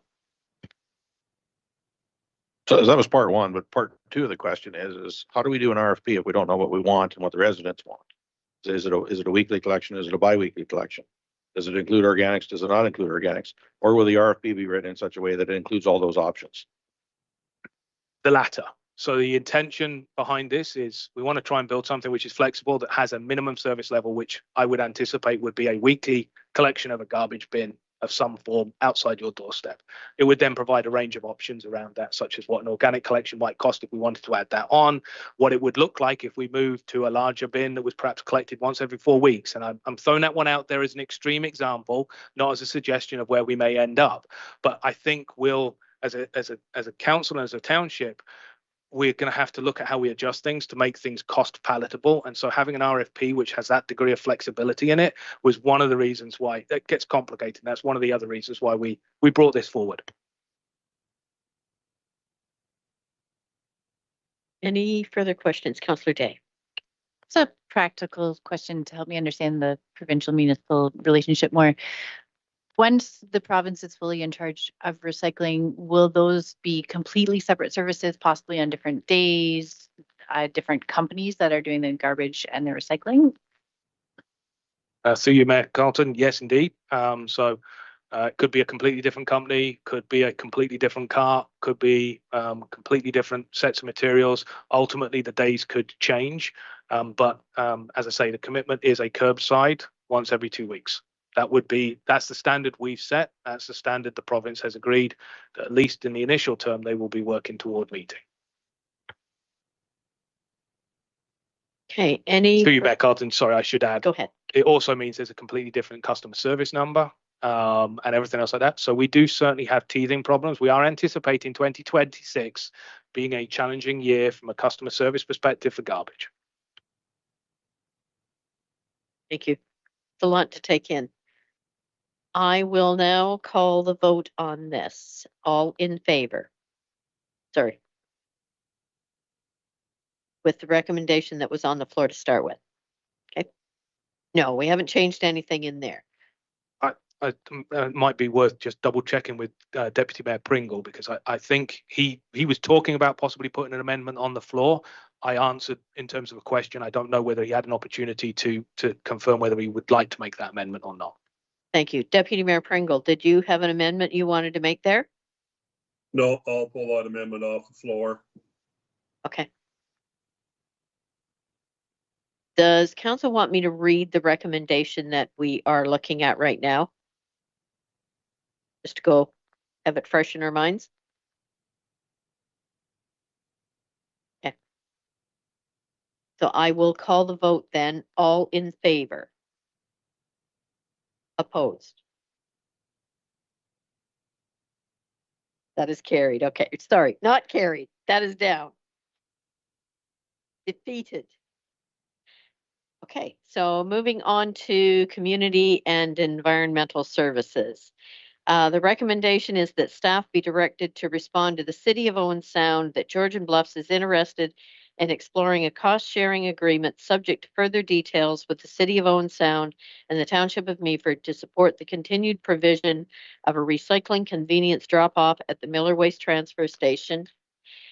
And that staff be directed to ensure that, if developed, a cost-sharing agreement is subject to a review prior to January 2026, and that Miller Waste provide information in the form of an annual report in respect to usage of the waste transfer site by residents to demonstrate the proportional use of the site by Georgian Bluffs residents, and that entering into the cost-sharing agreement be only on the basis of all three parties being willing partners, and that cost-sharing agreement be brought back to council for review before signing, and that funding for this be taken from the working capital reserve in 2024 and be included within future base budgets.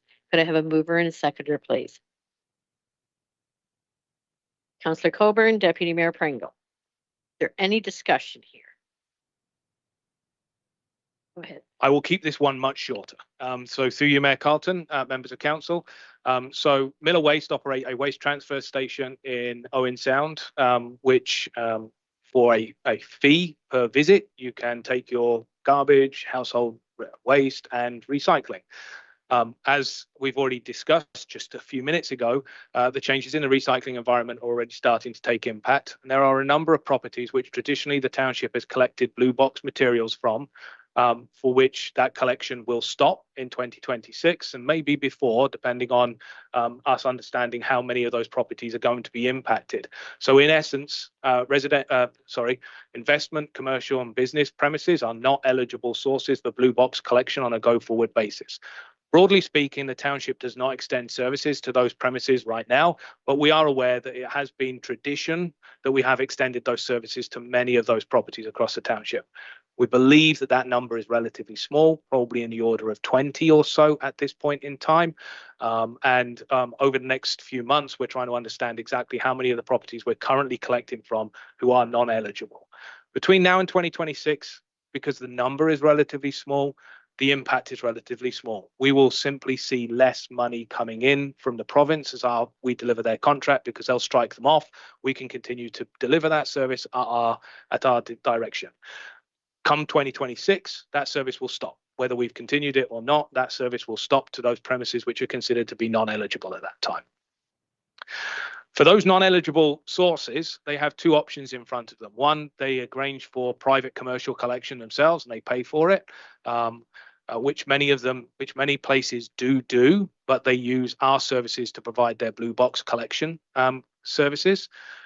Or they can take that waste and dispose of it somewhere else. And one of the places they can go to is the Owen Sound transfer station. In addition to those residents, we're not aware, we have no data to support this one way or another, but we are aware that we do have a large number of seasonal residents who may not be using our blue box curbside collection for convenience reasons and may be taking their recycling directly to Miller Waste and using the site down there. Long story short, we know that Miller Waste will be the only option for some people on a go-forward basis in the future. We also know that there may be an unknown number of residents that are choosing to use Miller Waste rather than the curbside collection for one or many reasons that we're not aware of. Miller Waste are experiencing, as has already been indicated, significant cost increases in the way in which they manage waste.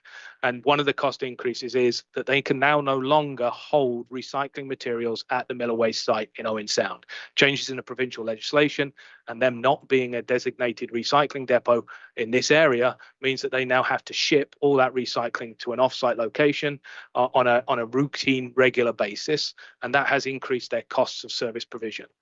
Miller Waste have approached the City of Owen Sound, and the City of Owen Sound have provided financial support to maintain the recycling waste disposal option at Miller Waste site until summer of this year. Owen Sound have reached out to the townships of Meaford and the township of Georgian Bluffs to explore a shared services agreement to enable Miller Waste to continue to operate in Owen Sound. We're not sure what happens if we don't enter into one of these shared waste services agreement. As I say, I don't know how many township residents are impacted by this potential change in the future, but Miller Waste have indicated the potential that they could pull out from offering a recycling service at the waste transfer station in Owen Sound. So this is for us to enter into an exploratory discussion with, and only if the township of Meaford, the City of Owen Sound and ourselves are on the same page in terms of this one, an exploratory discussion with Miller Waste to look at what an option could look at for maintaining that site. Should be stressed that Miller Waste would continue to charge a drop-off fee regardless of us entering into this shared services agreement at this point in time, and that's how they're operating with Owen Sound at this point until June of 2024. Thank you for that. Comments from council? Questions? Councillor Winters and then Councillor Coburn. Thank you. And this one's been tough for years. When the municipality pays for curbside collection of recycling, and the Miller transfer station has basically been there for convenience, people that do not take advantage of the service that's been provided and paid for by the ratepayers. It's a double service for some people that don't want to take their recycling to the curb, right? It's peanuts as far as cost, but there's a standard that's been set, and it's always kind of bothered me that way. And again, the province set this standard, and now the municipality is thinking about picking up the tab to cover the provincial's shortfall, the province's shortfall. I support recycling, don't get me wrong, but I don't support picking up the pieces for the province, and I don't support picking up the pieces for the people that do not take advantage of the services that are provided to them. It's my position. Thank you. Councillor Coburn, I think you had your hand up. Thank you. So I guess just a quick comment. First of all, yes, it is peanuts, but we knew this was going to be coming our way in January when the media started to report it. So I'm a little disappointed that we didn't think about this and include it in our budget deliberations as well. My question for our CAO is around the division, split 3 ways. It seems quite neat and tidy, the 50%, 25-25, almost a little too tidy. I guess I'm just wondering, is that just an easy way of splitting things up, or do we have any more information on actual usage rates that justify the split 25-25 with Meaford and our municipality? So through you, Mayor Carlton, to Councillor Coburn, so staff were not aware of this issue prior to budget conversations. Staff only became aware of this post-budget conversations. This was not something that was shared before the beginning of this year. So that's why it wasn't part of the conversation. No, at this point in time, the split that has been proposed, the 50-25-25, is based on a best guesstimate rather than any concrete data. Looking at concrete data is definitely something that prior to me bringing an agreement back, if that's the direction of council to enter into this conversation, prior to bringing an agreement back, I'd want to have some numbers to try and justify the split. And if there are no numbers now, to collect those numbers so that we are aware as we go into future rounds of this, what that split should be. So yeah, the 50-25-25 is a guesstimate at this point in time. Councillor Day. Councillor Coburn took the question right off my page. So thank you for asking that and the response. The other thing I would be curious to know is if those 20-ish businesses that will fall into the gap where the province will not be providing recycling for them, and we have in the past, it feels like we could reach out to them and figure out which they would use. It feels like paying for both curbside pickup and drop off may be something we could avoid.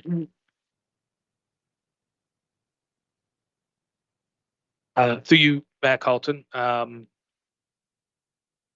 yes, we need to identify the businesses. We are aware of some of them. For example, our campgrounds, we've had some challenges over the last year. We've got 5 campgrounds in the township, and we have, as a courtesy, been extending quite generous blue box collection to those. And that's something that we've recently stopped doing because we don't collect general garbage. That's commercially operated, and that blue box material now goes somewhere else. It's not something we're touching. I'm not going to estimate where that blue box material is going. So we have had some of those conversations. I have some fairly frequent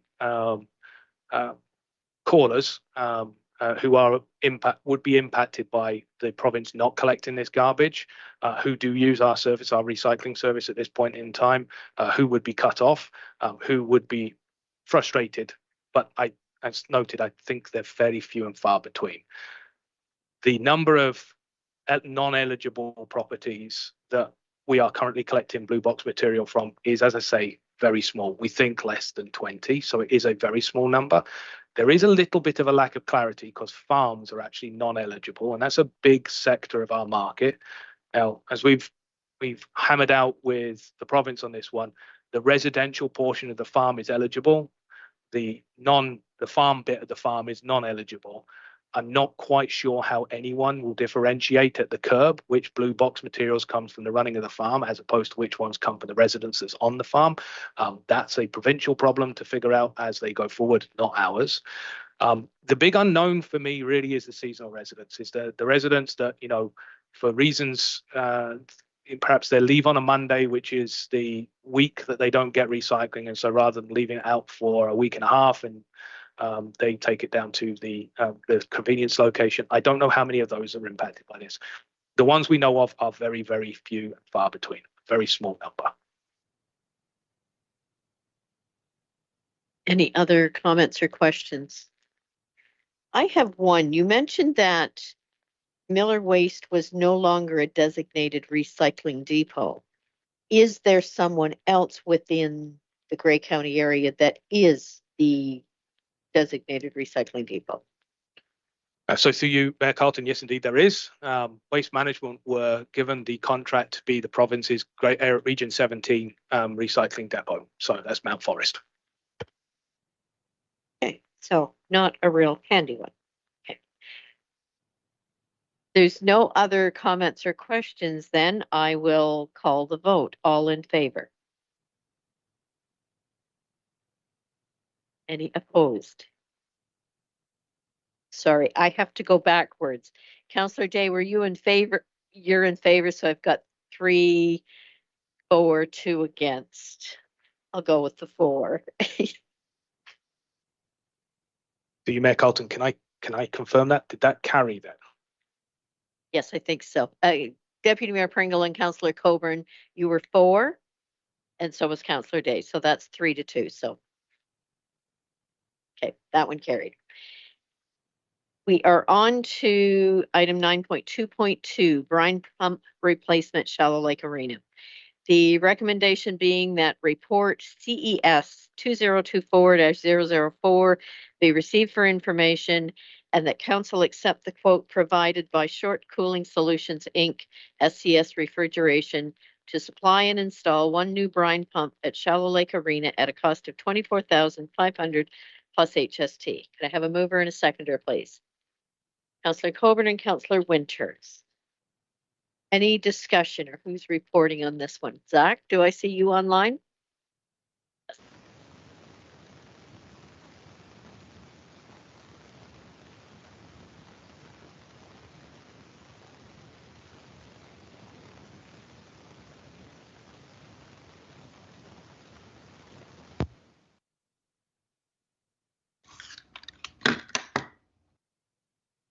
Can you hear me okay? Yes, we can now. Okay, perfect. Sorry about that. Yes, so as you'll see in the report in front of you, staff is recommending awarding the quote for a new brine pump for Shallow Lake Arena to Short Cooling Solutions at a cost of $24,500. Just very briefly, council approved up to $30,000 of reserve funds for this project. Basically, the brine pump's an essential part of the arena's refrigeration system. It circulates the brine through the slab underneath the ice, and it absorbs all the heat from the arena envelope that eventually finds its way through the ice into the floor and carries it to the refrigeration plant where the secondary refrigerant, ammonia in the case of the Shallow Lake Arena, absorbs that heat and gets it out of the building. This brine pump's actually original to the building, 1977. The rest of the equipment has basically been replaced in the refrigeration plant, some of it a couple times, but the pump has sort of chugged along since 1977, and the pump itself, as well as the pad mount for the pump, is deteriorating quite a bit in the last couple of years. There's been a few instances where we've had some emergency repairs have to happen. Fortunately, when the brine pump goes down, that shuts the refrigeration system down. With other equipment, we can live without a compressor or a motor here or there and still carry out the refrigeration process. But when the brine pump's down, that unfortunately means the refrigeration plant's down, and timely repairs are of the essence, especially in the warmer weather that we get in the shoulder seasons, where we can have the failure of the ice system, unfortunately. So as I mentioned, this pump is I think it's met its life expectancy and then some. It did pretty well.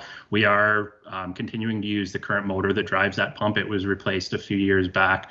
It's just the brine pump and the pad mount, as well as a few incidental, some gauges and some valves that need to be replaced as well. Just the different mounting technique that comes with the new pump. There's a little bit of changing around of some piping and so there's just a few other things that have to be done. hopefully we can coordinate this work with some other work in the plant too at startup that might provide some efficiencies for this as well. And then the only last thing I'd like to add is in the report there that with ordering the pump and delivery, there is a little bit of a time frame that we have to meet there. 12-week delivery is estimated. So obviously once we shut the refrigeration plant down in a couple days to end this season and get in touch with the contractor, we'll be working to make sure we meet all the timelines to ensure we have a smooth startup for next season. Thank you, Zach. And I will turn to council for any questions. Seeing none, I will call the vote then. All in favor? That is carried. Corporate services, budget and reporting software. The recommendation is that report COR 2024-011 be received for information and that bylaw 2019-047 purchasing policy be waived to allow for the quotation process for the purchase of budget and reporting software, and that council approve expenditures up to $68,000 to PSD citywide for the implementation and annual support / maintenance of citywide budgeting FMW software. Could I have a mover and a seconder, please? Councillor Winters, Councillor Coburn. Sam, I'll turn it over to you. Thank you. And through your chair, I'm very excited to have this, and I'm hopeful that by removing the tender process and allowing for the quotes, it will allow for us to possibly, fingers crossed, have it implemented for our 2025 budget. That staff, once we get the approval, will be starting to work on it immediately. Staff did reach out to two common budget and reporting software providers, being FMW or PSD and Questica. Those are both common ones that are used throughout this area. There are multiple municipalities. The split seems to be fairly even between which one they use. So the needs of the PSD will suit the Township of Georgian Bluffs. PSD is also the software that we use for our capital assets and what we are implementing now through our maintenance manager, which is why it was preferred over Questica. The cost associated with PSD was also much lower than the cost of Questica. I'm happy to answer any questions if there are. Excellent, thank you. Are there any questions from council? Seeing none, I will call the vote. All in favor? That is carried. Perfect. Next item is 9.3.2, Grey Bruce Detachment Joint Board Final Implementation Report. The recommendation is, whereas the Province of Ontario passed the Comprehensive Ontario Police Services Act 2019, Bill 68, which established the Community Safety and Policing Act 2019, CSPA 2019 on March 26, 2019, and whereas the Community Safety and Policing Act 2019, CSPA 2019 will be proclaimed on April 1st, 2024, and whereas the Ministry of the Solicitor General has approved the creation of a joint Grey Bruce Police Services Detachment Board governing all municipalities and First Nations communities within the detachment area. And whereas the Grey Bruce Detachment Joint Board must be established and formalized prior to the date of proclamation, and whereas the Grey Bruce Detachment Joint Board will be composed of an elected official of all participating municipalities and First Nation communities, 4 community appointees, and 3 provincial appointees. And whereas the Grey Bruce Detachment Joint Board Community Appointee Selection Committee has recommended by resolution the appointment of 4 selected community appointees. Now, therefore, Council hereby supports appointment of the following members to the 4 community appointee positions on the Grey Bruce Detachment Joint Board. Number 1 is Michelle Reynolds, Township of Georgian Bluffs. Number 2, Carl Ellis, Township of Southgate. Number 3, Gary Solersh, Township of Northern Bruce Peninsula. And number 4, Nicole Martin, Municipality of Grey Highlands. And that the same appointments be formalized by bylaw of their representing councils, and further that council hereby supports the Township of Georgian Bluffs providing administrative support to the board, and that council hereby supports onboarding a part-time shared staff resource with cost to be shared evenly amongst the 9 participating detachment parties, and that staff be directed to create and circulate the joint board's 2025 operating budget to all participating bodies prior to commencement of 2025 budget deliberations. Could I have a mover and a seconder, please? Councillor Coburn, Councillor Day. I'll turn it over to our Deputy CAO, Director of Corporate Services. Thank you. And I apologize. My motions are hardly ever brief, so I apologize for that. However, I'm here to talk to you this evening about what has become, I want to say, my baby or the new love of my work life. But I say that with hesitancy because at times it is a trying baby. So with that, we're here to discuss the Grey Bruce Detachment Joint Board and our remaining transitionary steps to implementation of the Community Safety and Policing Act and the joint board structure that comes along with it. Can I have the next slide, please? So a little bit of an overview of what we're going to discuss today, because I know that report in front of you was very long, about 15 pages, and again, not brief, so apologies. So the presentation this evening will take a similar form to the report, so I encourage you to follow along in the same vein that the report is written. Carly, next step, please. Thank you. So to start with a background, this has been a long process. You've heard me talk about this a few times. The past council heard me talk about this a few times. This whole process started in 2019 when we first heard about the Community Safety and Policing Act and the changes that it would bring to the Police Services Board and the Police Services Act. As of today, that legislation has been proclaimed. That means the Police Services Act is no longer. So we are now headed into our transition and implementation phase.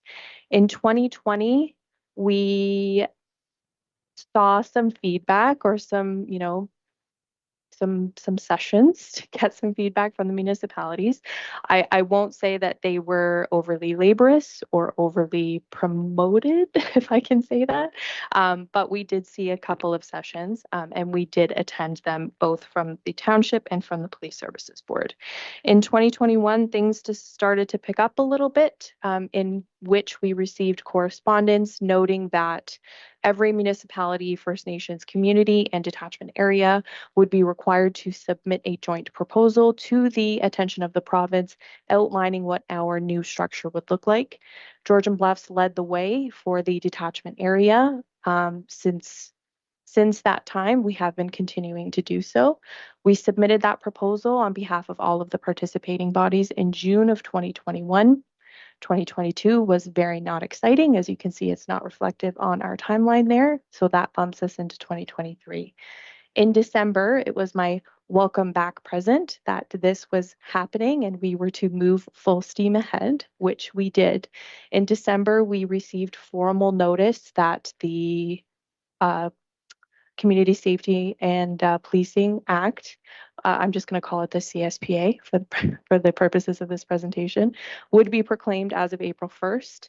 Therefore, it was expected that everyone, being all participating municipalities, First Nations, communities, and police services, especially the OPP, be in compliance with this legislation prior to April 1st. So we've been running towards that deadline since December of last year, which brings us into 2024, which is really the year that we got up and running. So since 2024 and since receipt of that correspondence, the collective representatives and I have been meeting on a regular basis to get this board implemented and to fully understand the scope of work that's going to be associated with this new body.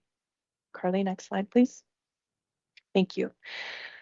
So what have we done to date? We've appointed all of our elected political officials to this board. Those political officials are in front of you here.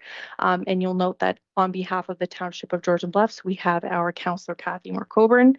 From Northern Bruce Peninsula, we have Councillor Lori Golden. South Bruce Peninsula, we have Mayor Jay Kirkland. Meaford, Councillor Tony Bell. Bray Highlands, Mayor Paul McQueen. Southgate, Councillor Monica Singh Soares, Chatsworth, Mayor Scott Mackey, and on behalf of Saugeen Ojibwe Nation, we have Councillor Audra Root. You'll note that there is no name beside the Chippewas of Nawash. They had originally appointed one of their council reps to be a representative on this board. That representative has since pulled out, and the council is reevaluating which member is going to serve on this board. So as of today, those are the members that have been formally appointed to this board and sit on this board. And Carly, next slide. Further to the 9 reps that we just reviewed, we do require 3 positions to be filled of provincial reps, with the remaining 4 positions to be filled by the community appointees that we're going to discuss this evening. And again, that brings us to a total of 16 individuals, a staggering, and I'll note, even number for a board. Typically, we like to see uneven numbers for the purposes of voting. However, 16 is the number, and that's how we're moving forward. And next slide, please, Carly. So that brings us to community representation. And this is one of the big pieces as to why we're here this evening, to formalize, hopefully formalize, the appointment of the community reps that have been recommended to you by the ad hoc selection committee. So as a reminder, we do have to fill 4 positions per the recommendation in front of you this evening. Applications for the community representatives opened on January 10th and closed on February 26th. The Township of Georgian Bluffs facilitated this application process on behalf of the detachment communities. A total of 16 eligible applications were received. 17 in total were received, but 1 was deemed ineligible because that individual did not live within Canada. I'll note that each participating body was responsible for advertising the call for applications on their respective behalf. So the township did so through radio advertising, social media, newspapers, etc. And we were successful in receiving 4. So a total of 4 out of those 17 applications were from the Township of Georgian Bluffs. So as I previously mentioned, on March 12th, the ad hoc committee met to review those 16 eligible applications. In doing so, the committee reviewed the candidates' resumes, their experiences, their location within the Grey Bruce detachment communities, and not only that, also took into consideration the ethics of diversity and inclusion, diversity, equity, and inclusion. And with that, our next slide, please. Following their review of the applications, the committee did pass the resolution that's in front of you this evening, or I should say recommendation, in which they selected Michelle Reynolds from the township, Carl Ellis from the township of Southgate, Jerry Solersh from Northern Bruce Peninsula, and Nicole Martin from the municipality of Grey Highlands. These individuals have been notified of their successful applications, and those that were unsuccessful have also been notified. Carly, next slide. Thank you.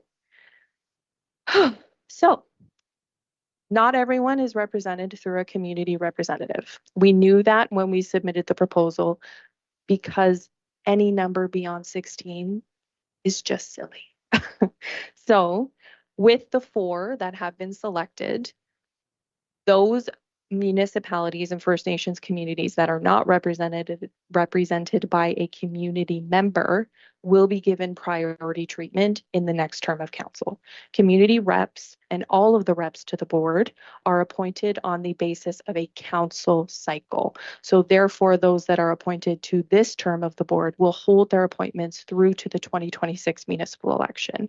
Following the municipal election, we will appoint new members, including community members, to the board to hold for the next cycle, being 2026 through to 2030. So for context, Georgian Bluffs will not be given priority in that round. Those that do not have representation, for example, South Bruce Peninsula, will be given priority in the next round. Carly, next. Thank you. So now that we've dealt with community appointees, we can now move forward with establishing the board. Once we have the basis for the appointments, we can move forward with getting the board up and running. So first of all, as I said, the CSPA is now in effect. It was successfully proclaimed on April 1st. So that leaves a few things left to do as in front of you now. First, we have to determine a home municipality for admin support. That's a big deal. Second, draft procedures and policies for consideration of the board. Third, complete training, determine remuneration and a board budget, dissolve existing police services boards, and schedule the joint board's inaugural meeting. So we still have a hefty to-do list in front of us. Next slide, please. To start, procedures and policies. This is a heavy board. This is a heavy responsibility. The board essentially requires the same policies and procedures that you as a council require. So you'll see in front of you that they require a remuneration policy, a records retention program, a procedure policy, a complaints policy, a budget process, and a local action plan. That local action plan is defined by the CSPA and is included on page 7 of your report. It indicates exactly what that local action plan needs to include and what bodies need to be consulted in creation of that plan. When we think about the policies and procedures that this board needs to have, it's also important to think about why they need to have them and the shift that we're observing in the overall lens that we apply to policing throughout the province. Prior to the CSPA, every municipality had its own police services board. We addressed policing in an individual scope, not moving beyond the kind of arbitrary boundaries that separate us from Chatsworth. What we're trying to accomplish in enactment of this board is approaching policing from a community-based perspective, no longer observing the boundaries per se, because what we're dealing with in Georgian Bluffs is likely the same within Chatsworth. So these policies and this board will help us reshape how we look at policing throughout the region rather than an individual scope. And through doing so, the province has been very clear that this body is to act at an arm's length, very separate to the council sphere. This is its own beast and should be treated as such. And that's what makes me compare it to a new council. Carly, next slide, please. So moving beyond the policies and procedures, the written requirements, we have to look at this board and think about the basic requirements that a board of 16 people will require. Again, this is not a small feat. Simply coordinating schedules of 16 individuals is going to be a challenge. The OPP would like to see the board meet on a monthly basis, so we are doing our best to accommodate that.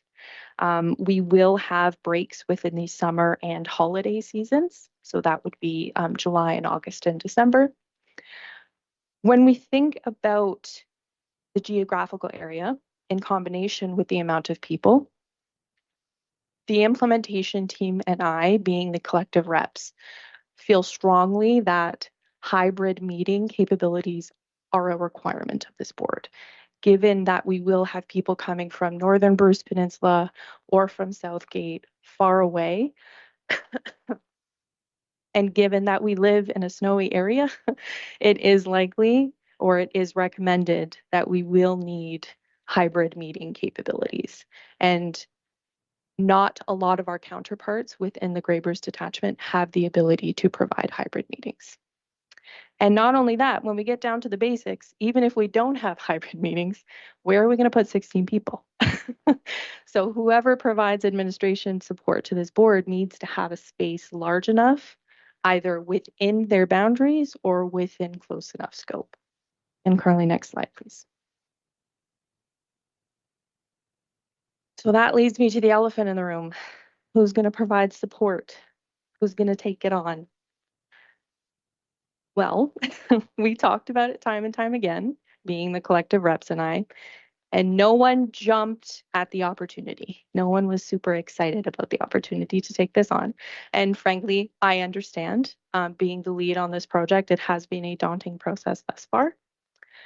And And for all the reasons I just outlined, hybrid meetings, meeting spaces, a lot of our counterparts simply don't have the ability to take this on at this time. Again, a lot of our counterparts are not able to facilitate hybrid meetings.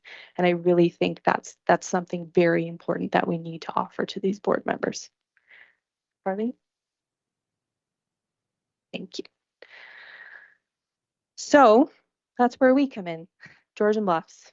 We've been the project lead on this since 2019, doing the proposal in 2021. We're centrally located. I've spoken with Grey County. They are willing to lend us their space in the county chambers that will hold these 16 people.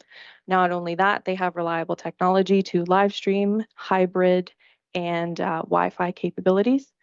And not only that, we have the experience with this profile. We have experience with the portfolio. The implementation team did discuss the ability to have a roving setup for administrative support to the board. The province has indicated it is their preference that one municipality take ownership of it, especially when we think about records retention and freedom of information, access requests, etc. Moving the board throughout the detachment community would get messy quite quickly. But with that being said, we are creating a new council and we are preparing for the demand that will bring, and not only the demand, but the importance of this portfolio being the shift to community policing. That is why I am prepared to recommend that the joint communities onboard a shared staff resource on a part-time basis to come in and provide all administrative support to the board. Again, this is a shared resource. This is not something unique to Georgian Bluffs. This is a cost and a resource that is to be shared throughout the detachment community, essentially a sole administrative support strictly to the board. Next slide, please, Carly. So in onboarding this staff resource, it would join our corporate services family here at the township under the guise of the clerk's department. This resource would coordinate literally everything administrative with this board, from meeting facilities, making the arrangements, agenda coordination, minute coordination, records retention. Everything that your clerk's department does for you is what this resource would be framed to do, again, with the support of our in-house clerks. And again, I will highlight that this cost is to be shared by all participating municipalities. It is not a sole cost or sole employee of the Georgian Bluffs team. Next slide, Carly. Thank you.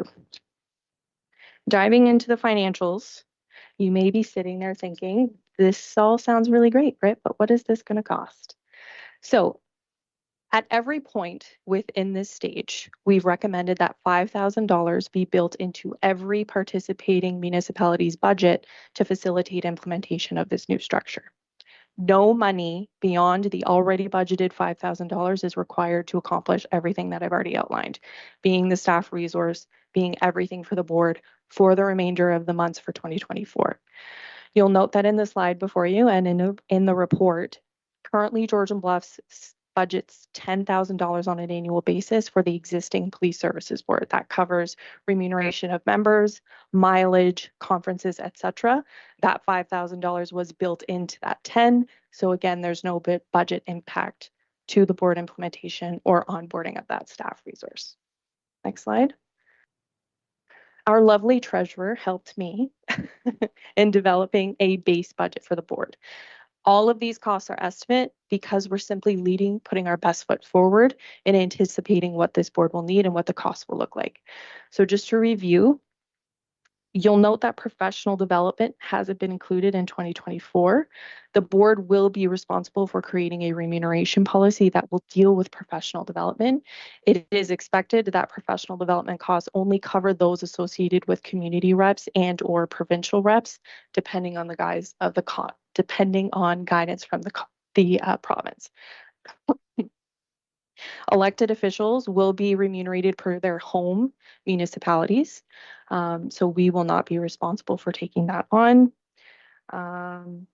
Provincial member costs, you'll note that it's a credit. We anticipate that the province will be paying for their own representatives. And I'm hopeful that the remuneration policy and the remuneration of the community appointees will mirror that of the provincial cost to be paid to those members. You'll note that insurance does not have a cost beside it. Insurance has proven to be a difficulty for these boards. I had originally hoped that our existing policies could be extended out. The province has suggested that is not the case. This board has to have its own policy, but no one wants to insure them. So we're at a little bit of a dead end with insurance right now, but we're working through it. We are not the only people that are doing this. So everyone in the province is looking for insurance, and we are dealing with it as a collective. You'll note that there's a finance and admin cost built into this budget. That is cost recovery for the township of Georgian Bluffs. Given that we are providing financial support, we're paying community members, we're paying provincial members, that is time out of our treasury staff's already demanded time. So we are building in administration costs into this budget. Again, this is a draft budget. And prior to 2025 budget deliberations, every municipal party within this detachment community will receive the 2025 budget so we can build it into the respective budget deliberations prior to next year. So you'll note the estimated total or the estimated contribution from each participating party is $4,550 below that $5,000 allotment that we already have budgeted. Next slide, please. Per the CSBA, financials are strictly spoken to throughout the legislation using words such as shall and will and etc. So within the CSBA, it does say that municipalities shall contribute and shall cover the costs of the operating expenses of the board. While municipalities will have the opportunity to provide written comment, the language is fairly strong within the legislation. There is an arbitration process built in should municipalities and the board be at a disagreement, but that process will further be written into the budget process that this board will create upon their calling of their first meeting. And Carly, next slide, please. It's also worth noting before I get too far ahead of myself that costs for operation of the board are separate from annual OPP servicing contract costs. Those are completely separate. Whew, I hit you with a lot of information. I'm almost done, I swear. So next up is training. We've talked a lot about this. Training has been circulated. All members have been registered. The first module of training has to be completed before the members become voting members. They can sit in on meetings, but do not. The legislation is specific in that they cannot exercise their powers without completion of the first module of training. The second module of training is required to be completed within 6 months of their appointment, and it's virtual and self-guided. And next slide, please. Finally, next steps. So first up, we have to dissolve our current board. That's the same throughout all of the Grey Bruce detachment communities. That will be a simple process, simply a resolution on the Police Services Board agenda that says we are no more, and we will move on to the new structure. Depending on the progress of our counterparts throughout the Grey Bruce detachment community, we do have to get something on the books for this inaugural meeting of the board. Now, the correspondence I highlighted in December of last year was very strict in that as of April 1st, you were expected to have everything up and running, everyone appointed, everything was going to be full force ahead. But since the province has indicated some leniency around that timeline, i.e. it's April 3rd and we are still here, I will say that we are leaps and bounds ahead of a lot of our counterparts in the province, so we're doing well. But I do anticipate this board to meet hopefully in May, probably realistically in June, depending on everyone's progress throughout the detachment community. All councils will be considering the same report that you see before you tonight throughout the month of April. And I'm hopeful that depending on council's discussion this evening, following approval of all councils within the 9 communities, we will hopefully onboard our staff resource to help us get this thing up and running. And with that, I open any questions. Thank you, Brittany. Any questions or comments from anyone?